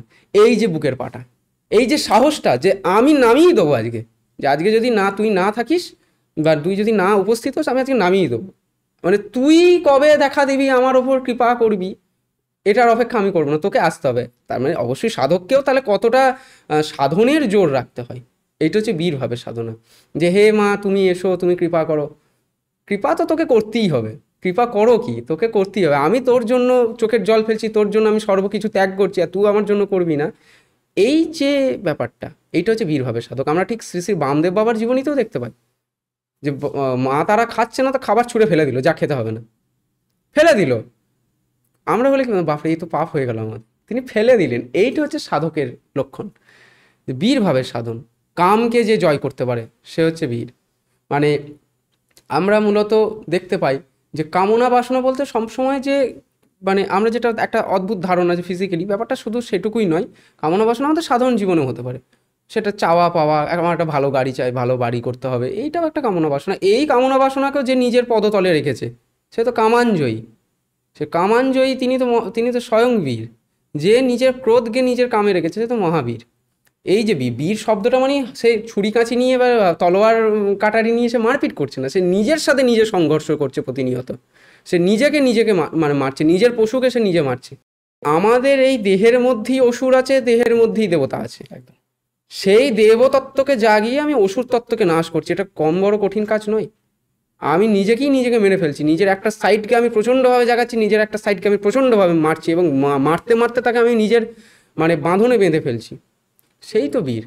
এবং ভগবানকে যখন শিশুপাল যখন একটার পর একটা অপমান করে যাচ্ছে, ভরা স্বয়ংবর মহাভারতে আমরা দেখতে পাচ্ছি যে সেখানে ধৃতরাষ্ট্র আছে, মহামহিম ভীষ্ম আছেন, সেখানেও কিন্তু ভগবান শ্রীকৃষ্ণ যিনি যদু কুলাধীশ্বর, তাকেও অপমান করা হচ্ছে, শিশুপাল করছে, মানে বহু রকম চরিত্রহীন বলে যাচ্ছে, তারপরে কিন্তু ভগবান কিন্তু 100টা মানে ভুল কিন্তু তার ক্ষমা করছে। তারপরে যখন 101 ক্রস করে যাচ্ছে তখন তার গর্দানটা নামিয়ে দিয়েছে। বীর সাধক ঠিক তাই। কৃষ্ণকে এমনি শাক্ত মার্গে মহাশাক্ত বা শাক্ত কেশব সমান শাক্ত নেই বলছে না, যে তার লক্ষণ এবং মায়ের একজন সাধকের লক্ষণ এক, শাক্তর লক্ষণ এক। আজকে যদি কেউ বলা হয় যে রাত্রি 2টোর সময় শ্মশানে বসে জপ করতে, মায়েরই জপ করবে, সে কিছু অন্য কিছু নয়, সে নিজের সাধন করবে। পারবে কেউ? পারবে না। বৈষ্ণবদের যদি বলি, পারবে না। তারা মন্দিরে তো সবাই সাধনা করতে পারে, শ্মশানে কে সাধন করতে পারে? চন্দন গায়ে মেখে তো সবাই সাধনা করতে পারে, নর্মদার পাঁক গায়ে মেখে কে সাধনা করতে পারে? কিন্তু ব্যাপারটা যে চন্দনটাও যিনি সৃষ্টি করছেন, পাঁকটাও কিন্তু তিনিই সৃষ্টি করছেন। এবং আমি চন্দন বৃক্ষের গন্ধে যদি আমার ভগবানের অস্তিত্ব অনুভব হয়, তাহলে আমার কেন নর্মদার পাকে ভগবানের অস্তিত্ব বা ভগবতীর অস্তিত্ব অনুভব হবে না? সেটাও তো তারই সৃষ্টি। সেটার মধ্যে আমি তো অদ্বৈত দর্শনকে মেনে চলি। চন্দন গাছে তিনি আছেন, ওই নর্দমার পাঁকটাই কেন নেই? বা যে গাছটাতে অমৃত ফল ধরে, সুস্বাদু ফল ধরে, সেই গাছটাও তারই জন্ম দেওয়া। আবার যে গাছটাতে বিষ ফল ধরে, সেই গাছটাও তারই জন্ম দেওয়া। যেমন ধূত্র গাছ, ধূত্র ফল যেটা মানে বেশি পরিমাণে খেয়ে নিলে সেটা বিষক্রিয়া হবে, মানুষ মারা যাবে বা উন্মাদ হয়ে যাবে। কিন্তু সেই ধূত্র ফল খেয়েও বহু শৈব অঘোর মার্গী সাধকরা কিন্তু সাধন করছে একটা নির্দিষ্ট পয়েন্টে, কিন্তু তারা কিন্তু বিষক্রিয়া করছে এবং সেই বিষটা হয়তো কোথাও গিয়ে তাদেরকে মেরে ফেলছে না, কিন্তু বিষটা তাদেরকে একটা ধুঁতলা নেশার মধ্যে তাদেরকে হারিয়ে দিচ্ছে। এবং তারা হয়তো এই জগতে, দেহটা তার পড়ে আছে, সে অন্য জগতে চলে গেছে। আমরা কাশী মণিকর্ণিকা ঘাটে যদি যাই, শ্মশানে, সেখানে আমরা এরকম অনেক অঘরী দেখতে পাবো, ভণ্ডও দেখতে পাবো, একদম সঠিক অঘরীও দেখতে পাবো শৈব মার্গে, যারা কিন্তু ওই সাধন করছে। মানে তারাও কোথাও গিয়ে মেনে নিয়েছে যে সব কিছুর মধ্যে শিবের অস্তিত্ব। একদম। যজ্ঞের আগুনেও তিনি আছেন, চিতার আগুনেও তিনিই আছেন। ঠিক আছে, তিনি দুধেও আছেন, তিনি বিষেও আছেন, সুস্বাদু নিরামিষ আহারের মধ্যেও আছেন, তিনি আবার মৃত মাংসের মধ্যেও তিনি আছেন। এই যে একটা কোথাও গিয়ে লেভেলটা ছাড়িয়ে যাচ্ছে। এবার এটা হয়তো কোথাও গিয়ে সাধারণ মানুষরা নিতে পারে না। একদম। তুমি কোনো কিছু বিচার করতে পারো না, তুমি তোমার যে জায়গাটা দাঁড়িয়েছো তুমি ভাবছো ওটা ভুল, কিন্তু ওর জায়গায় দাঁড়িয়ে দেখলে দেখতে পাবে যে সেটা কি জায়গায় সে দাঁড়িয়ে গেছে। যাহা তোমার কিছু তোমার কাছে গ্রাহ্য তাহাই শুদ্ধ, যাহা কিছু তোমার কাছে অগ্রাহ্য তাহাই অশুদ্ধ। কিন্তু তোমার কাছে যেটা অগ্রাহ্য বা যেটা তুমি নিতে পারবে না, সেটা আরেকজন নিতে পারবে। যদি কারণের কথা বলি, সুরা, মদ, অনেকের আছে মদের গন্ধ এলি মাথার ঘুরে ওঠে, পাক দিয়ে ওঠে। ঠিক আছে, খাওয়া তো দূরে কত, গন্ধটাই। আবার অনেকেই আছে সেই কারণটা খেয়ে তারা মাতৃ সাধন করছে, বা একটা, সেটা অবশ্য লিমিটের মধ্যে, আনলিমিটেড নয়, বা সেটা অবৈধ পশু পান নয়। তাহলে এবার যদি বলি যে কারণটা ভালো না খারাপ, এখানে একটা প্রশ্ন। কারো কাছে ভালো, কারো কাছে, ব্যাপারটা হচ্ছে কোন জায়গাতে তুমি ইউজ করছো। কারণটা খেয়ে কি তুমি বাড়িতে নিজের স্ত্রী মা বাবার সাথে ঝামেলা করছো, নাকি কারণটা খেয়ে তুমি এক ধ্যানে এক মনে তুমি কালিকা তারার উপাসনা করছো? একজন সাধক তিনি কিন্তু, তাকে কিন্তু তন্ত্রশাস্ত্র কখনো তাকে পারমিশন দেয়নি। সদাশিব কুলার্ণব তন্ত্রটা যদি কেউ খুলে থাকে ত্রয়োদশ পটলে, সদাশিব সেখানে প্রত্যক্ষ বলছেন যে যিনি পশুপান করবে সে তৎক্ষণাৎ সে নরকগামী হবে, কুম্ভিপাক নরকে, রৌরব নরকে সে গমন করবে। তার মানে পশুপান মানে কি? আমার যথেচ্ছাচার। আবার মন হচ্ছে ঢক ঢক ঢক ঢক করে খেয়ে যাচ্ছে, মানে অশোধিত। তুমি নরক গমন করো, কারণ তোমাকে স্বেচ্ছাচার করার অধিকার কেউ দেয়নি। ওটি তোমাকে একটা জায়গা থেকে আরেকটা জায়গায় নিয়ে যাওয়ার জন্য। মানে যেটি সমাজের কাছে খারাপ, সেই খারাপটাকেও তুমি কাজে লাগিয়ে ভালোর দিকে এগিয়ে যাচ্ছ। অন্তিমে তুমি সবই মায়ের দিকে উৎসর্গ করছো। বৈষ্ণব মার্গে আবার সেই দিকে যদি যাই, ওগুলো খারাপ, এগুলো ভালো। ওই যে দ্বৈত। আর শাক্ত মার্গে যদি যাই, সবই ভালো সবই খারাপ, তুমি কোনটার উপর ব্যবহার করছো সেটার নির্ভর করে। আরেকটি বৈষ্ণব মার্গে একটি ভাব আছে, সেটি হচ্ছে সখী ভাব। আচ্ছা, সখী ভাবটা হচ্ছে গিয়ে, এখানে একটা বিষয় বলে রাখাটা প্রয়োজন, যে সখী ভাব মানে হচ্ছে কি, ভগবানের আমি সখী। ভগবানের তো অনেক সখী ছিল, আমরা বৃন্দাবনে দেখেছি তিনি লীলা রচনা করেছেন। তো কোথাও গিয়ে বৈষ্ণব সাধক কুলের মধ্যে সখী ভাব রয়েছে, কিন্তু এটিও কিন্তু তাদের কুলের মধ্যে অত্যন্ত গোপন আচার। ঠিক আছে, মানে তিনি নিজেকে নারী রূপে, মানে সে তখন সাজবেও সে নারীর মতো একজন পুরুষ মানুষ, এবং তার যে ভাবটা, মনের সেই মুহূর্তের ভাবটাও তার নারী ভাব হবে, অর্থাৎ সে ভগবানের সখী। ঠিক আছে, কিন্তু এইটা হচ্ছে কি একান্ত নিজস্ব সে এবং ভগবানের মধ্যে হচ্ছে, অন্য কারোর মধ্যে নয়। সেটা হচ্ছে সখী ভাবে সাধন। সেটি আর 5টা লোক দেখবেও না। সে যখন আবার ঘর থেকে বেরিয়ে আসবে, তখন সে আবার ধুতি উত্তরীয় পরিয়েই বেরিয়ে আসবে। ঠিক আছে, কিন্তু এখন যেটা আমরা বৈষ্ণব মার্গে দেখতে পাই, যে অনেক ক্ষেত্রে যারা একটুখানি ডিসব্যালেন্স হরমোনগতভাবে, তারা নিজেদেরকে হয় যে কোথাও গিয়ে একটা নিজেরা নিজেদেরকে মেয়ে ভাবে, তো সেটাকেই কোথাও গিয়ে একটা বাইরে প্রচার এবং সেটাকে একটা বিকৃতিকরণ করা। সখী ভাবের জায়গায় তারা একটা গিয়ে কোথাও একটা মানে সেই আমি বৈষ্ণব মার্গের সাধন পদ্ধতি দেখেছি প্রচণ্ড কঠিন এবং প্রচণ্ড উচ্চ মানের সাধকদের জন্য ওটা, সেই জায়গাটা কোথাও গিয়ে একটা নিম্ন মানে একটা অসভ্য জগতে নামিয়ে নিয়ে এসেছে। একটা কোথাও গিয়ে বৈষ্ণব মঠগুলোতে কোথাও গিয়ে যেন সেই সখী ভাবকে বিকৃতি ঘটিয়ে দেওয়া হচ্ছে, অথচ সেই বৈষ্ণব মঠে আদিগুরুরা কিন্তু সেই সখী ভাবই সাধন করেছেন, অথচ যারা বেরিয়ে এসেছিলেন তারা কিন্তু বীর পুরুষ, তাদের কথাতে শুনলে লোকে ঘাবড়ে যেত, কাছে ঘেঁষা তো দূরের কথা, মানে এত বড় তাদের নিজেদের মধ্যে পুরুষত্ব ভাব, অথচ তারা যখন ভগবানের কাছে যাচ্ছে তখন তারা নিজেদেরকে মানসিকগতভাবে তারা নিজেদেরকে নারী কল্পনা করছে এবং শারীরিকগত সাজ পোশাকটাও তাদের কিন্তু নারীর মতো করছে। আমরা একটা গানে দেখতে পাচ্ছি শ্যামা সঙ্গে যে কালীকে বলছে যে কালী কখনো পুরুষ ও কখনো প্রকৃতি, কখনো শূন্য নিরাকারে, অর্থাৎ তিনি, আমরা নারীটাকে কল্পনা করছি অবশ্যই তিনি প্রকৃতি স্বরূপিনী, কিন্তু তিনি তো ব্রহ্ম, তাহলে তিনি কেন পুরুষ নন? তিনি পুরুষও, তিনি নারীও, তিনি শূন্য মানে তিনি নিরাকার, আবার তিনি সাকার। মানে কালী যে আদতে কি সেটা আমরা কেউ জানি না, তিনি এমন এক হয়তো ব্রহ্মময় সত্তা যেটা হয়তো মানুষ কল্পনাও করতে ওভারঅল পারে এক না। কথা বলতে গেলে ঈশ্বর কি সেটাই আমরা জানি না। ঈশ্বর কি সে সেটাই শিব হোক, মহাদেব হোক আমাদের, বা ব্রহ্মদেব হোক, বা কৃষ্ণ হোক, বা কালী হোক। আমাদের একটা জায়গাতে আমরা শাক্তমার্গে এমন একটা স্টেজ আছে, শাক্তমার্গে 7খানা আচার আছে, ঠিক আছে? তো প্রথম আচার একদম বেদাচার থেকে শুরু হয়, বেদাচার, বৈষ্ণবাচার, শৈবাচার, দক্ষিণাচার, বামাচার, সিদ্ধান্তাচার, অন্তিমে কৌলাচার। আচ্ছা, এই কৌলাচারে যখন একজন সাধক গিয়ে পৌঁছায় তখন তার কাছে কিন্তু আর সাকার মূর্তির পূজা করার কোনো প্রয়োজন নেই, ঠিক আছে? মানে সে সাধন করতে করতে সে কৌলাচার হতে হতে তার হয়তো সে বুড়ো হয়ে গেছে, কিন্তু সে এমন একটা স্টেজে গিয়ে তখন সাধন স্টেজে পৌঁছেছেন, মানে তার কোনো দিক নেই পূজা করার, মানে কি বলবো, দিক নেই বলতে গেলে আমরা যেমন সবাই বলি পূর্ব মুখে বসে পূজা করাটা শুভ, সে হয়তো কোন দিকে সে পুজো করছে সে নিজেও জানে না, সে করছে, তার দিক নেই, তার কোনো আচার নেই। আমরা আচমন করব নাকি ভগবতীকে স্মরণ করব নাকি আসন শুদ্ধি করব নাকি জলশুদ্ধি পুষ্প শুদ্ধি করব, এসব তার করার টাইম নেই, বা সে করতেও সে ভুলে গেছে, কারণ সে ব্রহ্মময়ী, সেই ভগবতী তারা হোক বা কালী হোক বা যেই কোনো মহাবিদ্যা হোক, দুর্গা হোক, সে ব্রহ্মময়ী ভগবতীর চরণে তার মন ঠেকে গেছে, সে বুঝে গেছে আসল গল্পটা কি। সেই জায়গাটাতে দাঁড়িয়ে তার এই স্থূলগত আচারের আর প্রয়োজন নেই, ওই কোষাকুষি নিয়ে 3বার আচমন করা, ওই আরতি করা, জপ করা, বলিদান করা, এসবে তার আর প্রয়োজন নেই। শুধু ডাকা। সে ডাকা, তার ডাকাটাও হয়তো সে ডাকতেও ভুলে গেছে, সে স্থবির হয়ে আছে, সে হয়তো চোখ বন্ধ করে চুপচাপ বসেই আছে, সে কি হচ্ছে তার সে নিজেই জানে না। মানে বাহ্যিক মানুষ হয়তো ভাবে সে হয়তো নেশা করে বসে আছে, চোখ বন্ধ করে হয়তো একটা গাছের গোড়ায় হেলান দিয়ে বসে আছে, কি কোনো যেখানটা সে সাধন স্থল এতদিন ধরে, হয়তো সেটা পঞ্চমুণ্ডির আসন বা শ্মশানের কোনো সংলগ্ন এরিয়া, বা তার বাড়ির মধ্যেই নিজের রুমের মধ্যে কোনো একটা সাধন জায়গা যেখানে সে এতদিন পুজো উপাসনা আচার করেছে, সেখানেই সে হয়তো বসে আছে, ঠিক আছে?